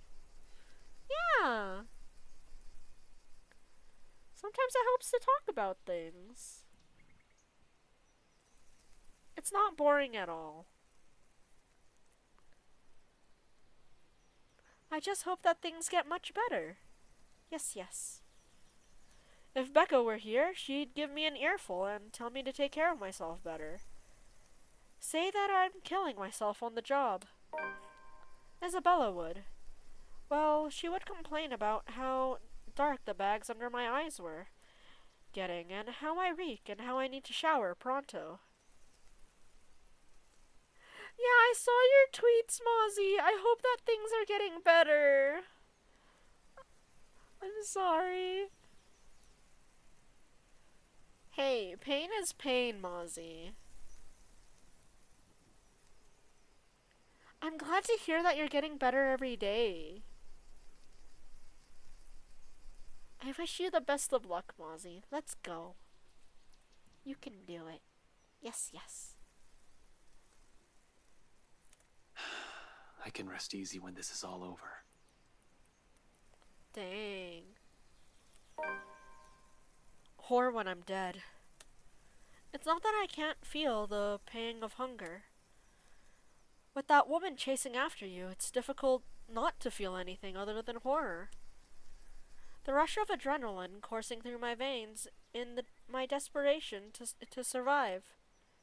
In fact, I can still sense the ghost of her touch from last night. The ghost of her touch. Ashton, I believe it's a ghost touch because she is a ghost. Her bony digits wound tightly around my ankle and that horrid smile she has on her as she pulls me closer.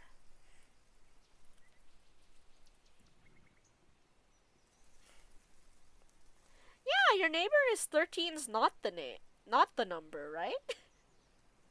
I remember them.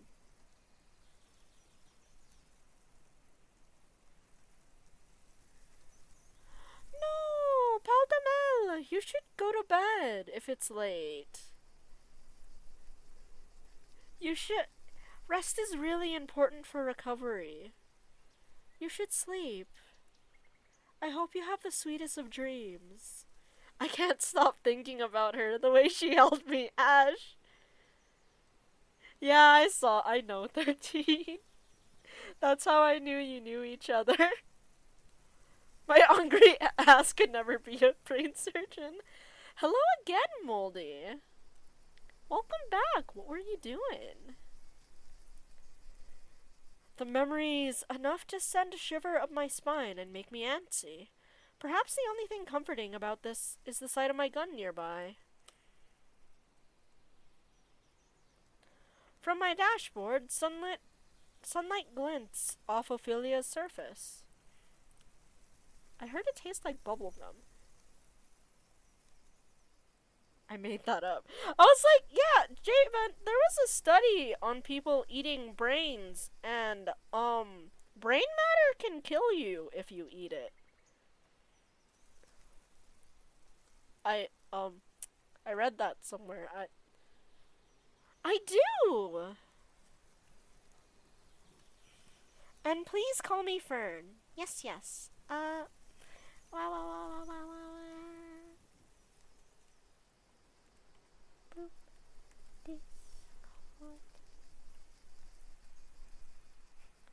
Yeah, there.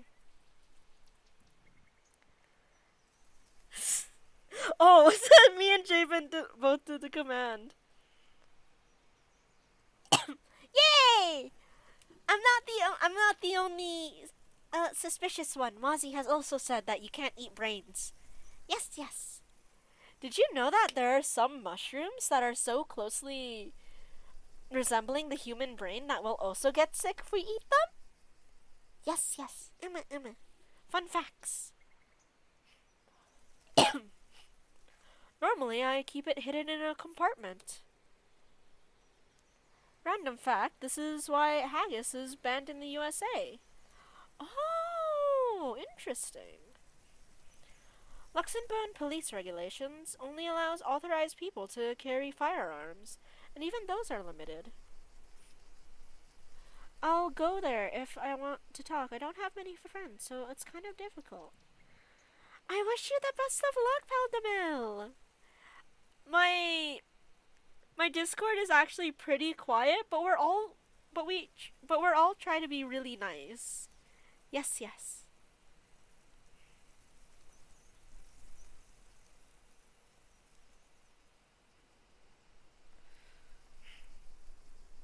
Ah, interesting.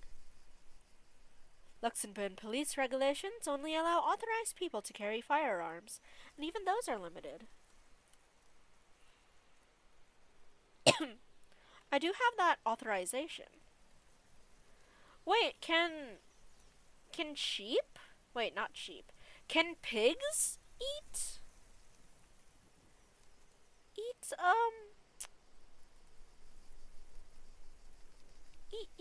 stuff? Eat brain bits? 'Cause they eat everything. Yeah, that's why I posted a new link. Just in case. Yeah. I probably should update the link.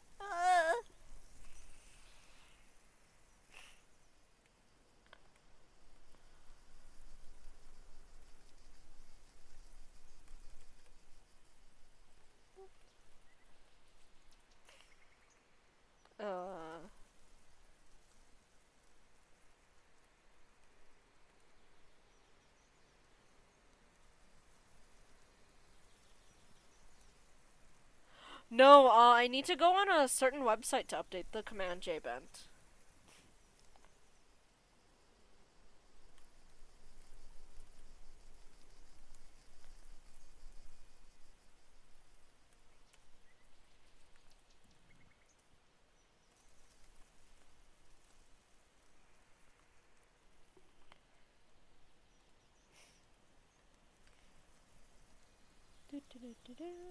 Commands.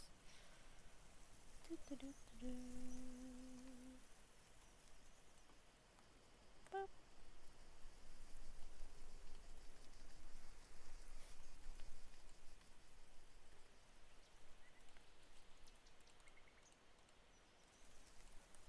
Boop. Okay, it should have been copied. Oh, welcome to the Discord! Hello, hello!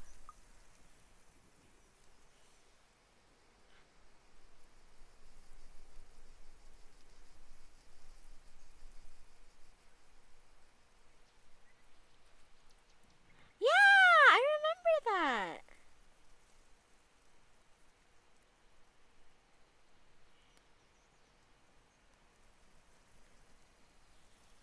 Brooke, no it didn't. I'm stupid. What? Huh? This is why the Wizard of Oz movie, when Dorothy fell into the pig pen, her uncle quickly jumped and ripped her out of there. Pigs are ruthless. Wait, what do you mean it didn't work, J-Ben? They got in. What?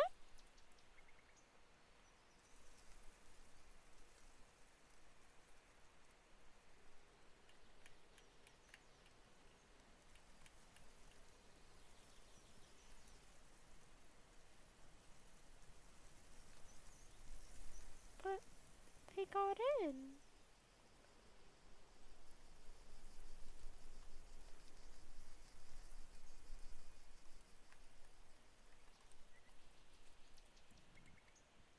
Who missed an entire conversation, Mozzie? Is it about the pigs?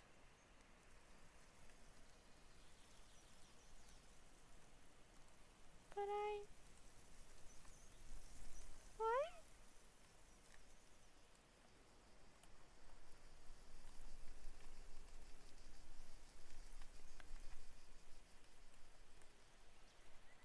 Oh, okay, there. Now I should have updated. But yeah, pigs will eat everything. Are you in the DC of the garden? Yes, I am in the garden. I actually made it myself. Yes, yes. I'm known as Fern.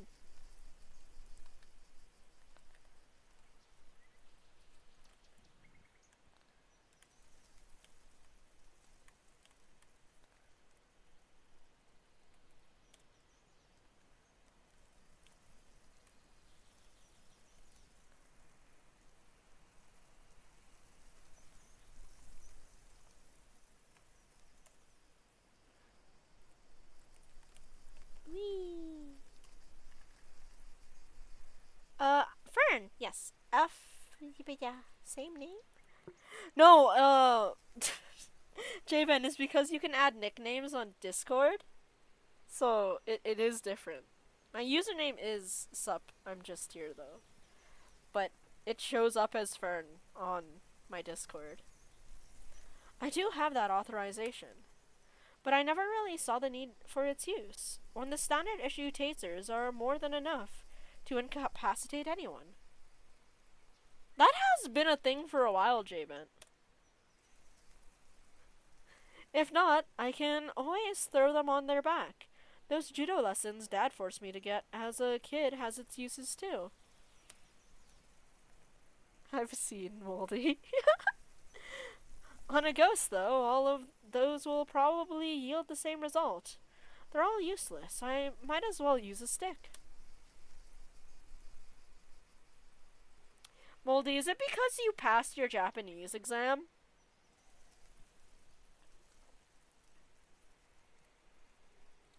However, it's the feeling of ease I'm after, or what little of it I can gather from it.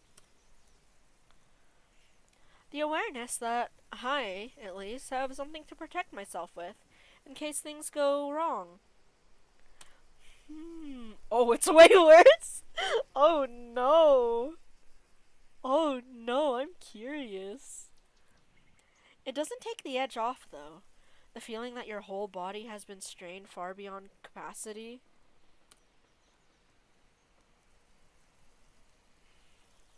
Frankly, I'm already running out of steam.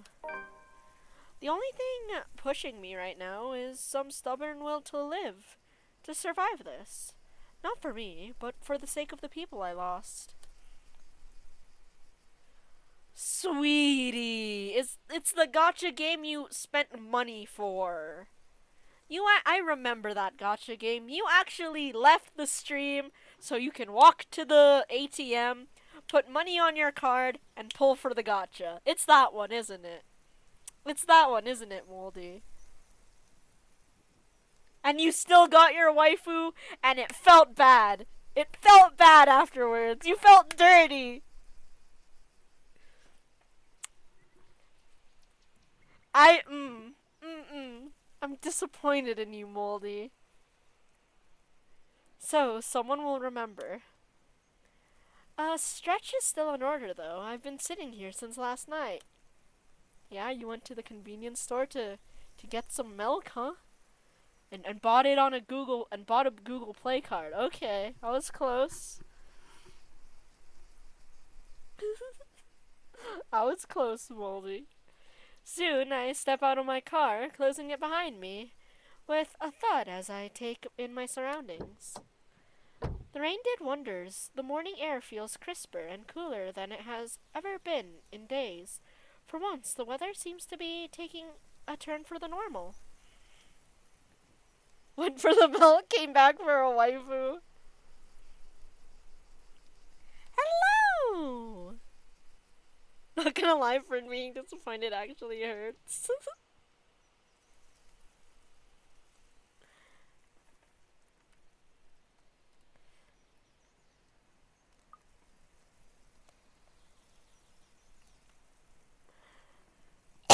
The rain did wonders. The morning air feels crisper and cooler than it has ever been in days. For once, the weather seems to be taking a turn for the normal. I'm not mad, Moldy. I'm just disappointed. Luxembourg normal in the distance beyond the buildings lining the horizon. Dark clouds are blowing in. A storm might be due this evening, give or take. A shame for people looking forward to Halloween tonight. I'm just not sure whether this is something I can look forward to as well. I'm sorry, Moldy. Pat pat. Still, I bask in the change it brings. Inhale. Exhale. Breathing in, taking in the peace, as if it'll be my last. I've already disappointed everyone else. It's all I have left. Surprisingly, J-Bent, I have not found a reason to be disappointed in you. Even though in a game you have became actual cannibal J-Bent. And began eating everyone. Eating their dead bodies.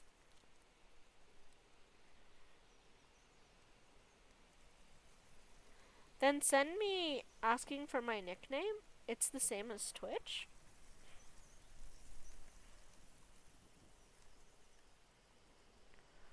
Oh,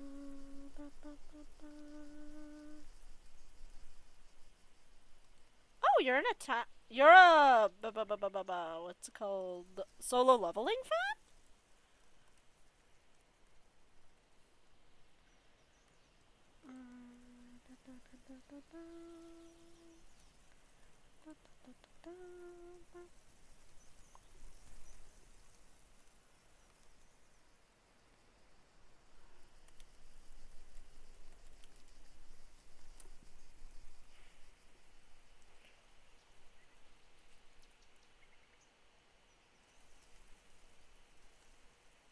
Base J-Bent. It's actually snowing where I am, so Yeah, it's snowing where I am. Fun facts. Oh, rain would be nice. I love rain. But as with all the good things, the quiet shortly comes to an end. My phone buzzes, halting my movements. I placed the damn thing on silent last night, but it does nothing to keep quiet as it vibrates from my pocket. I don't even know if I want to answer it right now. It has brought me nothing but one bad news after another. Thinking back about it only makes me want to chuck it into the closest trash bin I can find. Not that it'll help things, of course. Another exhale slips past my lips before I pull it out, quickly swiping over the screen, without checking the caller ID.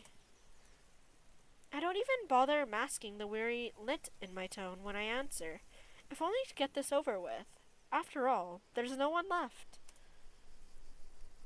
No one remains to worry or fret over how awful I might sound right now. Zach's been put in jail for a crime he likely didn't commit. Rebecca's gone. Dead. And no matter how many times I apologized to her, Isabella's never coming back. What's the use, huh? Inspector Frey speaking. What is this music? This is new. Good morning, sir. Sorry to bother you this early. Oh no! Oh no! Zach! What is this about? Zach! It's about your friend, you know? The guy I called you about yesterday, the one they got in the night before. Zachary Steele. Oh no! His hesitant note does nothing to diminish the lump that has suddenly lodged itself at the base of my throat. What are the chances? What are the chances that something went wrong while I'm not looking? While I'm out here chasing ghosts of all things.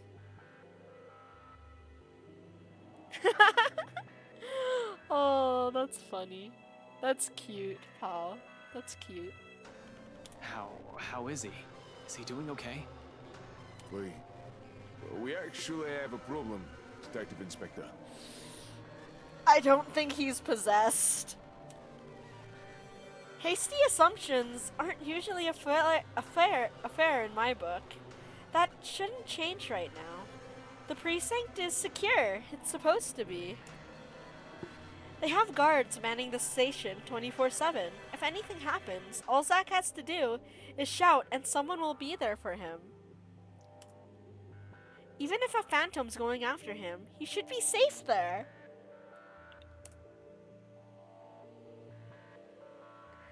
He should have been.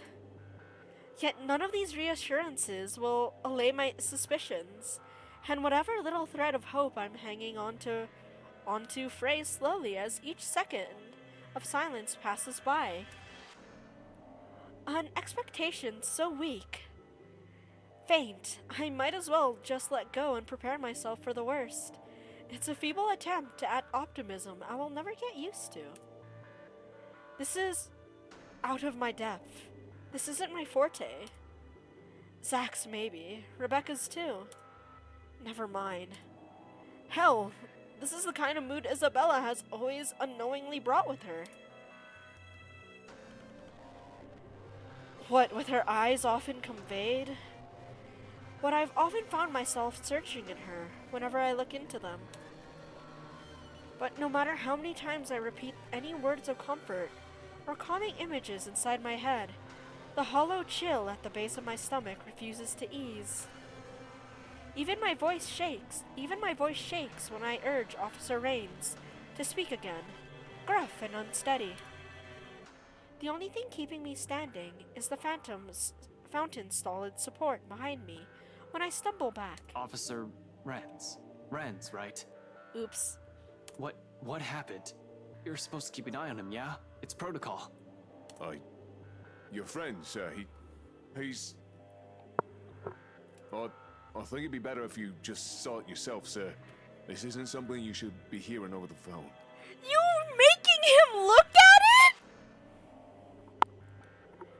Oh my god, you're so mean!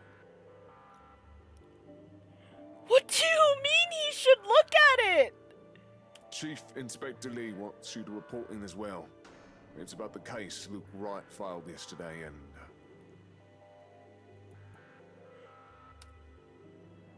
The rest never registers. Rather, my brain refuses to acknowledge any of it. Not even the possibility that this might just be a terrible joke. All I can think of is the suffocating dread and the piercing noise, white and deafening, ringing in my ears despite the park's morning hush. There is only Zack. I hope Renz is just following orders and it was Chief Inspector that told him, like, yo, Ash gotta see this. Only the whole expanse of Luxembourg, separating me from the only person I believe I have in this whole fucked up situation we've found ourselves in. Along with the voices, vile ones, whispers that taunt, jeer, and mock. Each vague utterance, relentless as I slide back into my car and drive off, body on autopilot, mind in a daze. In the city of 68,000 strangers, I'm afraid, deathly afraid, that I might be the only one left. The whole precinct is in an uproar.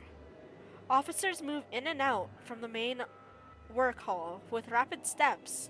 Phones blare loudly from the comms room, and calls are being made from the dispatch area. The rest who have been left standing watch the whole commotion with nervous energy. It is gonna be a bad picture, Mozzie. I'm excited and dreading it all at the same time. From further back, the chief's voice booms above the uproar. I'm not even shocked.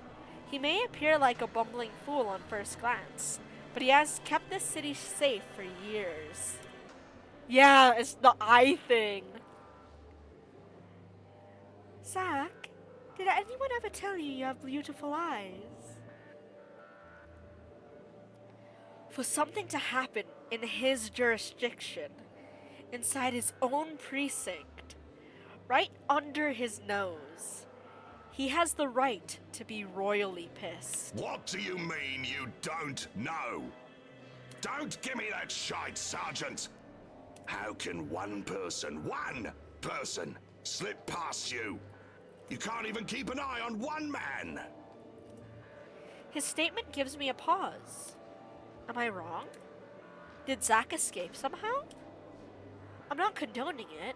Neither do I believe Zack's capable of doing, let alone thinking of it. But if that's what happens, I'll be equally as crossed as the chief. This won't help his case. This will only complicate things with Wright and put both of us in a tight spot.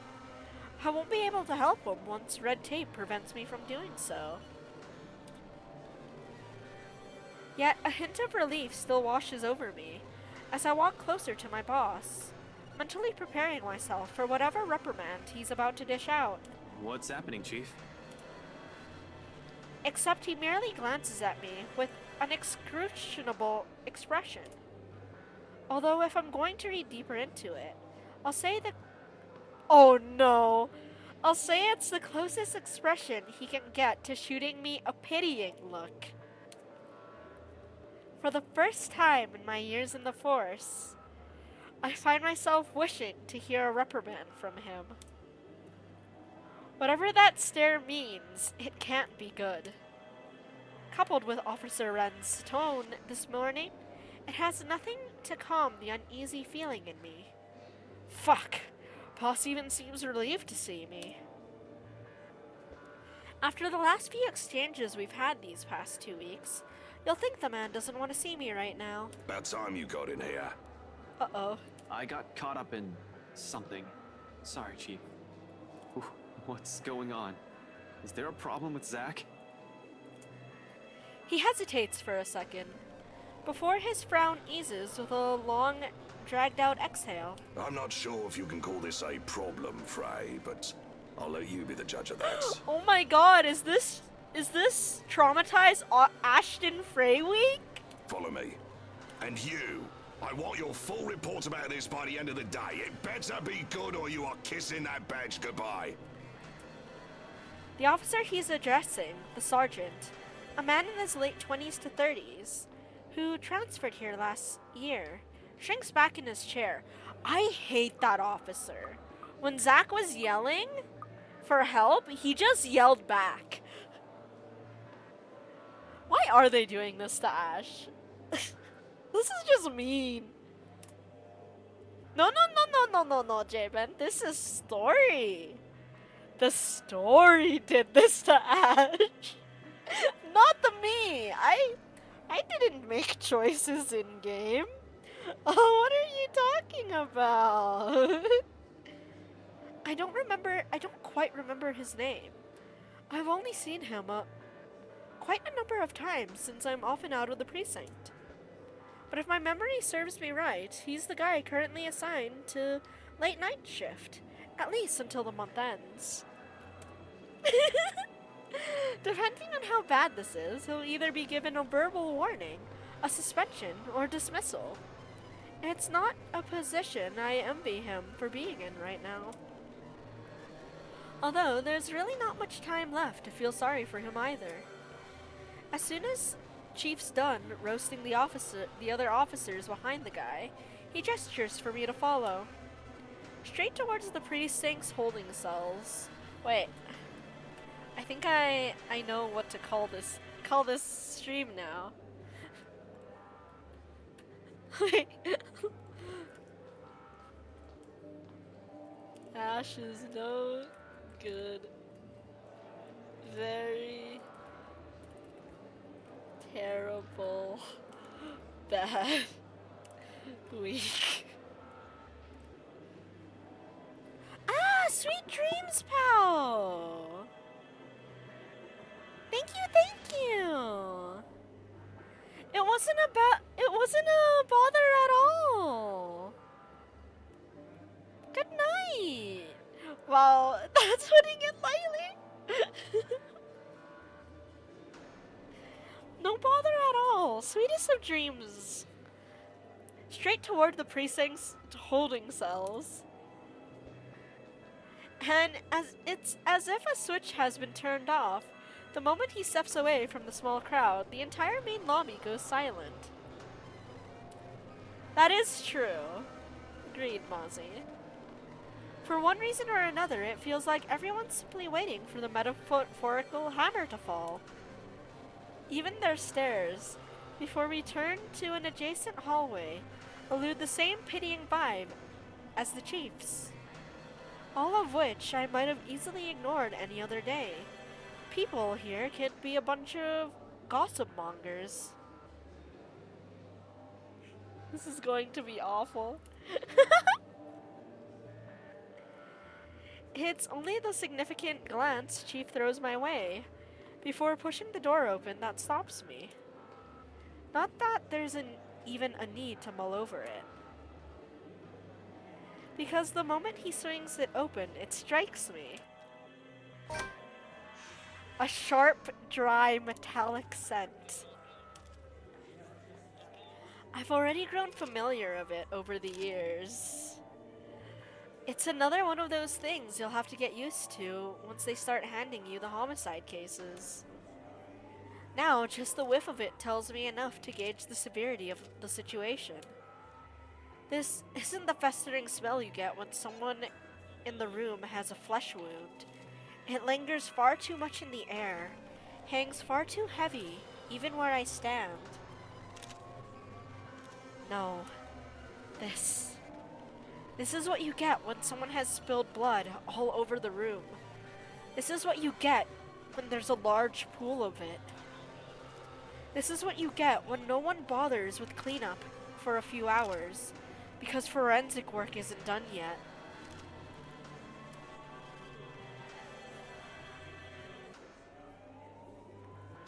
Aww, good luck, pal, and sweet dreams.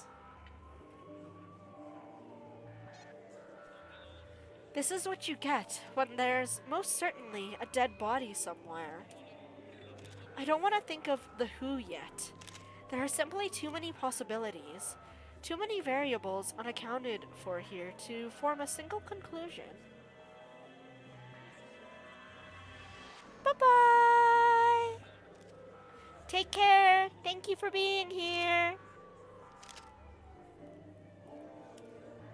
However, when the chief of Luxembourg police refuses to provide answers, a chill easily fills every nerve in my body. Almost in a trance, I follow after him, without asking anything or saying another word. For the first time in years, I feel like a damn rookie again.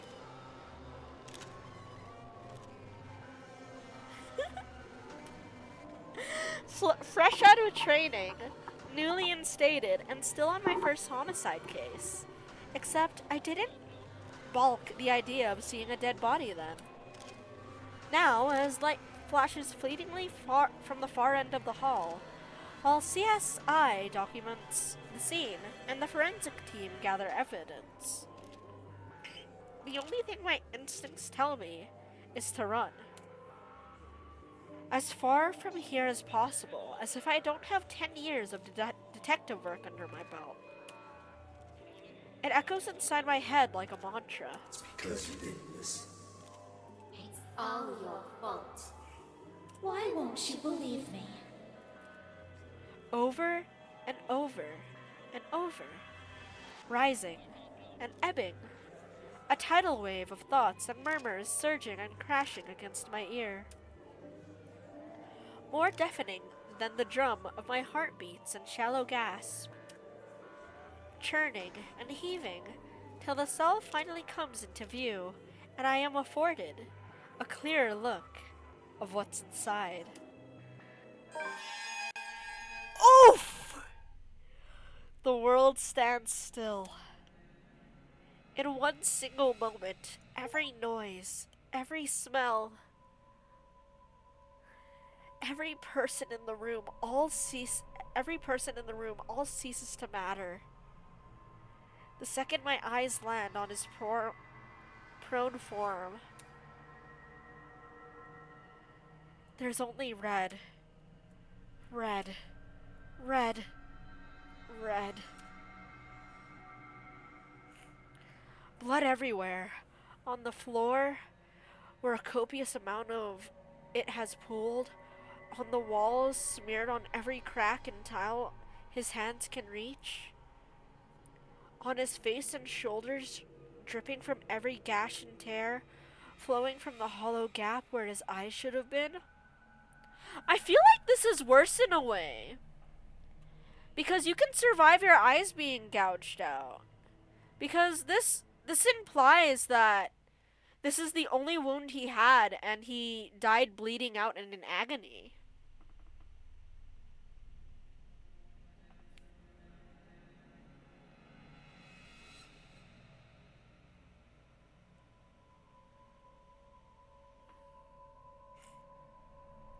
Yeah, there is blood in his mouth. Yeah, and out his nose. I'm a writer, not a murderer, I swear. On his face and shoulders, dripping from every gash and tear, flowing from the hollow gap where his eyes should have been. The custodial officer found him when they brought him breakfast. It was too late. He was already dead by that time. Some 3 to 4 hours, according to the blokes from forensics. There had been a struggle based alone on the smear pattern left on the bars and floor, but only so much as the small cell will allow him. I can already imagine how it went down. He was likely left with no other choice, cornered like an animal at the mercy of his killer. In this cell, there would have been no escape. The only thing he would have been able to do is shout for help. Perhaps the same plea written on the floor closest to him, the same one written on the pavement close to Rebecca's remains. Like the one I've seen in Isabella's room that night. Help me. Help me. Help me. Help that he didn't even get. And it calls for a whole lot of questions. Not the how's logic has already flown out the window from the start. She has the means to get to us. Get to all of us. Bars and walls notwithstanding. That's why, though. No one heard him? Not even one from the guys on duty last night? Oh, nope, he was heard. He was just ignored, buddy. Because Zach's not an idiot. He would have asked for help. He would have yelled. Oh, one of them did, but thought nothing of it. Yup. Then why didn't they do anything? He's just a room away!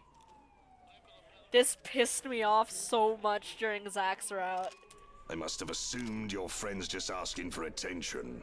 Henry wasn't clear on the details when I questioned him about it. Yup. He heard a guy screaming for help. Screaming in agony and pain, and he didn't lift a finger. I want to punch Henry. You've been serving in this precinct for more than a decade, though. You should be aware by now how rowdy the folks we detain here can become. But that's not the only problem we have here. Where's Henry's sprite? I just want to talk with him. Someone got in and out of this place without anyone noticing. Even the surveillance footage is a bust. Tech's going over it now, but I don't think we'll get anything from it. The media will have a field day when they learn of this fray. Keep it mum for now. I'll let you know because he's your... well, you deserve to know. The poor bloke's your friend, after all. You could have told him. You could have just told him. You didn't have to show him the body. I just don't want the commissioner hearing of this before I can tell him anything. Or at least, until we've figured out how the butcher got in. You think this is an inside job? Honestly, if this wasn't a ghost story, yeah, that would be the most probable conclusion. That is true, but then they would have had the power to stop him. What else can it be? It's either that or we have a damn good criminal mastermind walking this city. Like, the chief could easily just say, you've seen enough dead bodies of your friends, Ash. You don't need to see another one.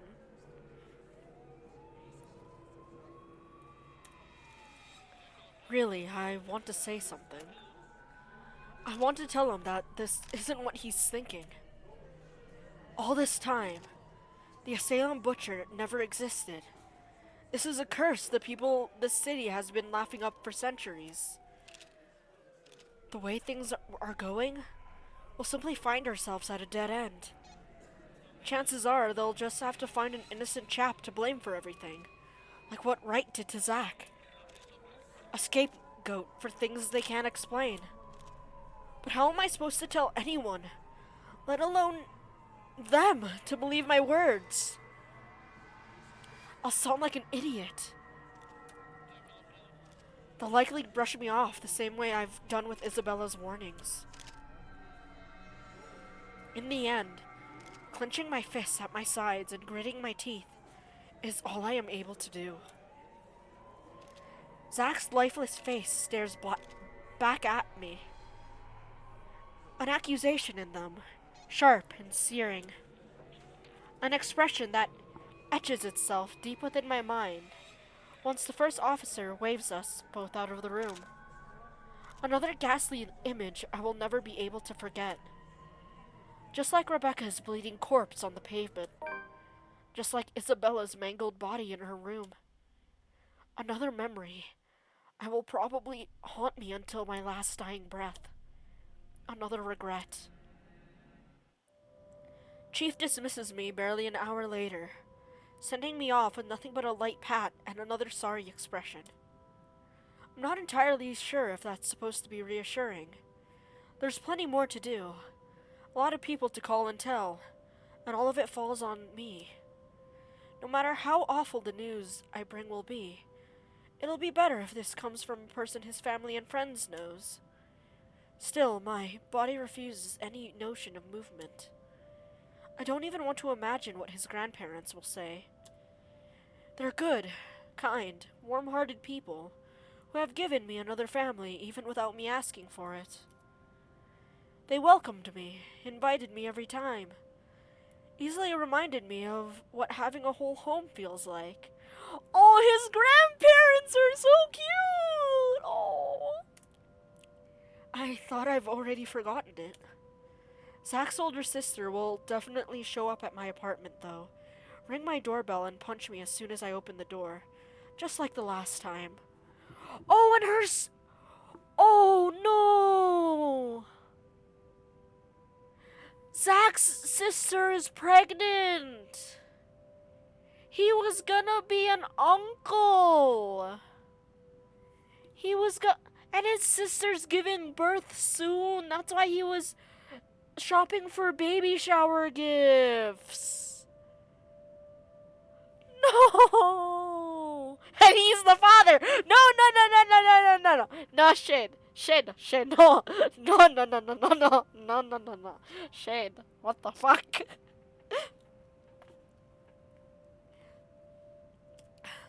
She's right. I'm the kind of person who brings nothing but trouble. She's known all along that Zach should have stopped hanging out with me. Warned him several times. No! Zach has often laughed her concerns off. I used to think it's because he enjoys the friendship as much as I do, despite a huge part of it going unspoken between us throughout the years. Now he's dead. Another one. Another person brutally taken from me. I thought I had more time. I thought he'd be safe. The shock and the grief that I felt yesterday is nothing to what I'm feeling now. Because the people I care about the most are all gone. And I couldn't do a damn thing to save any of them. I acted too late. And in the deafening silence of my car, the only thing I am able to do is close my eyes, rest my forehead against the cold surface of the steering wheel, and scream. Scream until my throat bleeds raw. Scream until my lungs burn.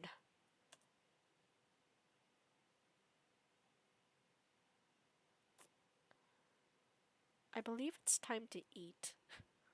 I believe it's time for me to eat.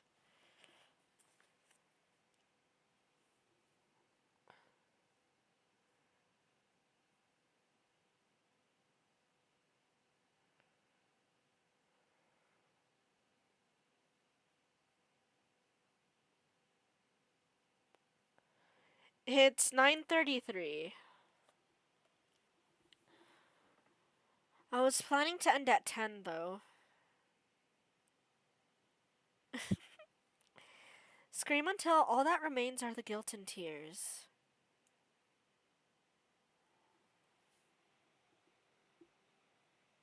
"13, you should go to bed. Second dinner time, let's go." Yeah, we always have dinner late. But yeah, I guess this means I will be forced to end it here.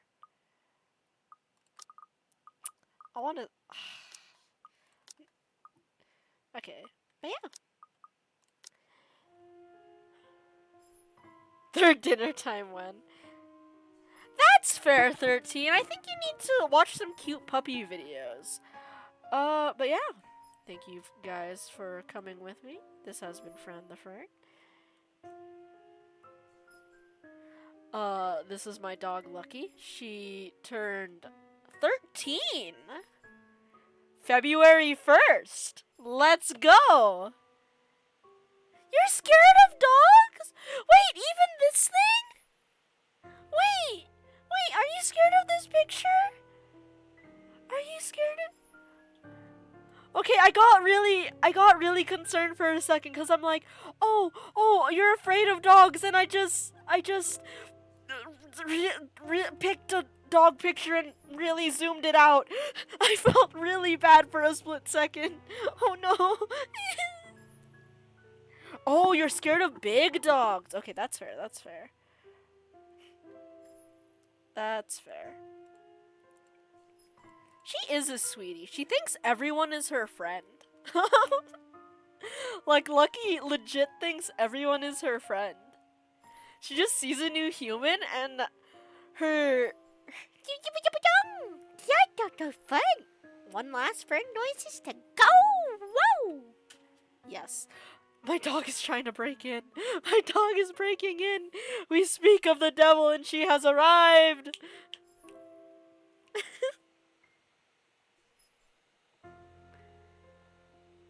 Oh, that's fair 13. Oh, I love it when dogs jump on me. I feel so loved. But yeah, I hope you guys have a wonderful day, night, morning, evening, or afternoon, wherever you are. I'm so sorry that we killed such adorable people. But yeah. I really want to see what happens. I really want to see what happens next. So maybe I'll see you guys tomorrow. Hopefully.